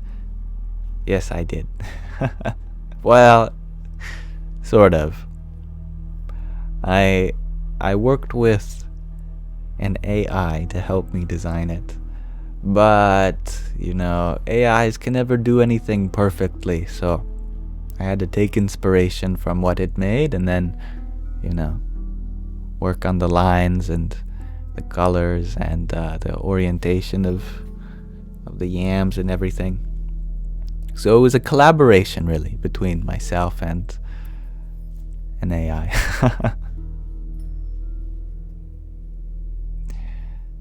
Now, may you all have a beautiful rest of your present moment, whatever time it is for you. And thank you, Joanna, for your trio of roses. Radhe Radhe. Radhe Krishna, Radhe Krishna, Krishna Krishna, Radhe Radhe. Radhe Shyama, Radhe Shyama, Shyama Shyama, Radhe Radhe.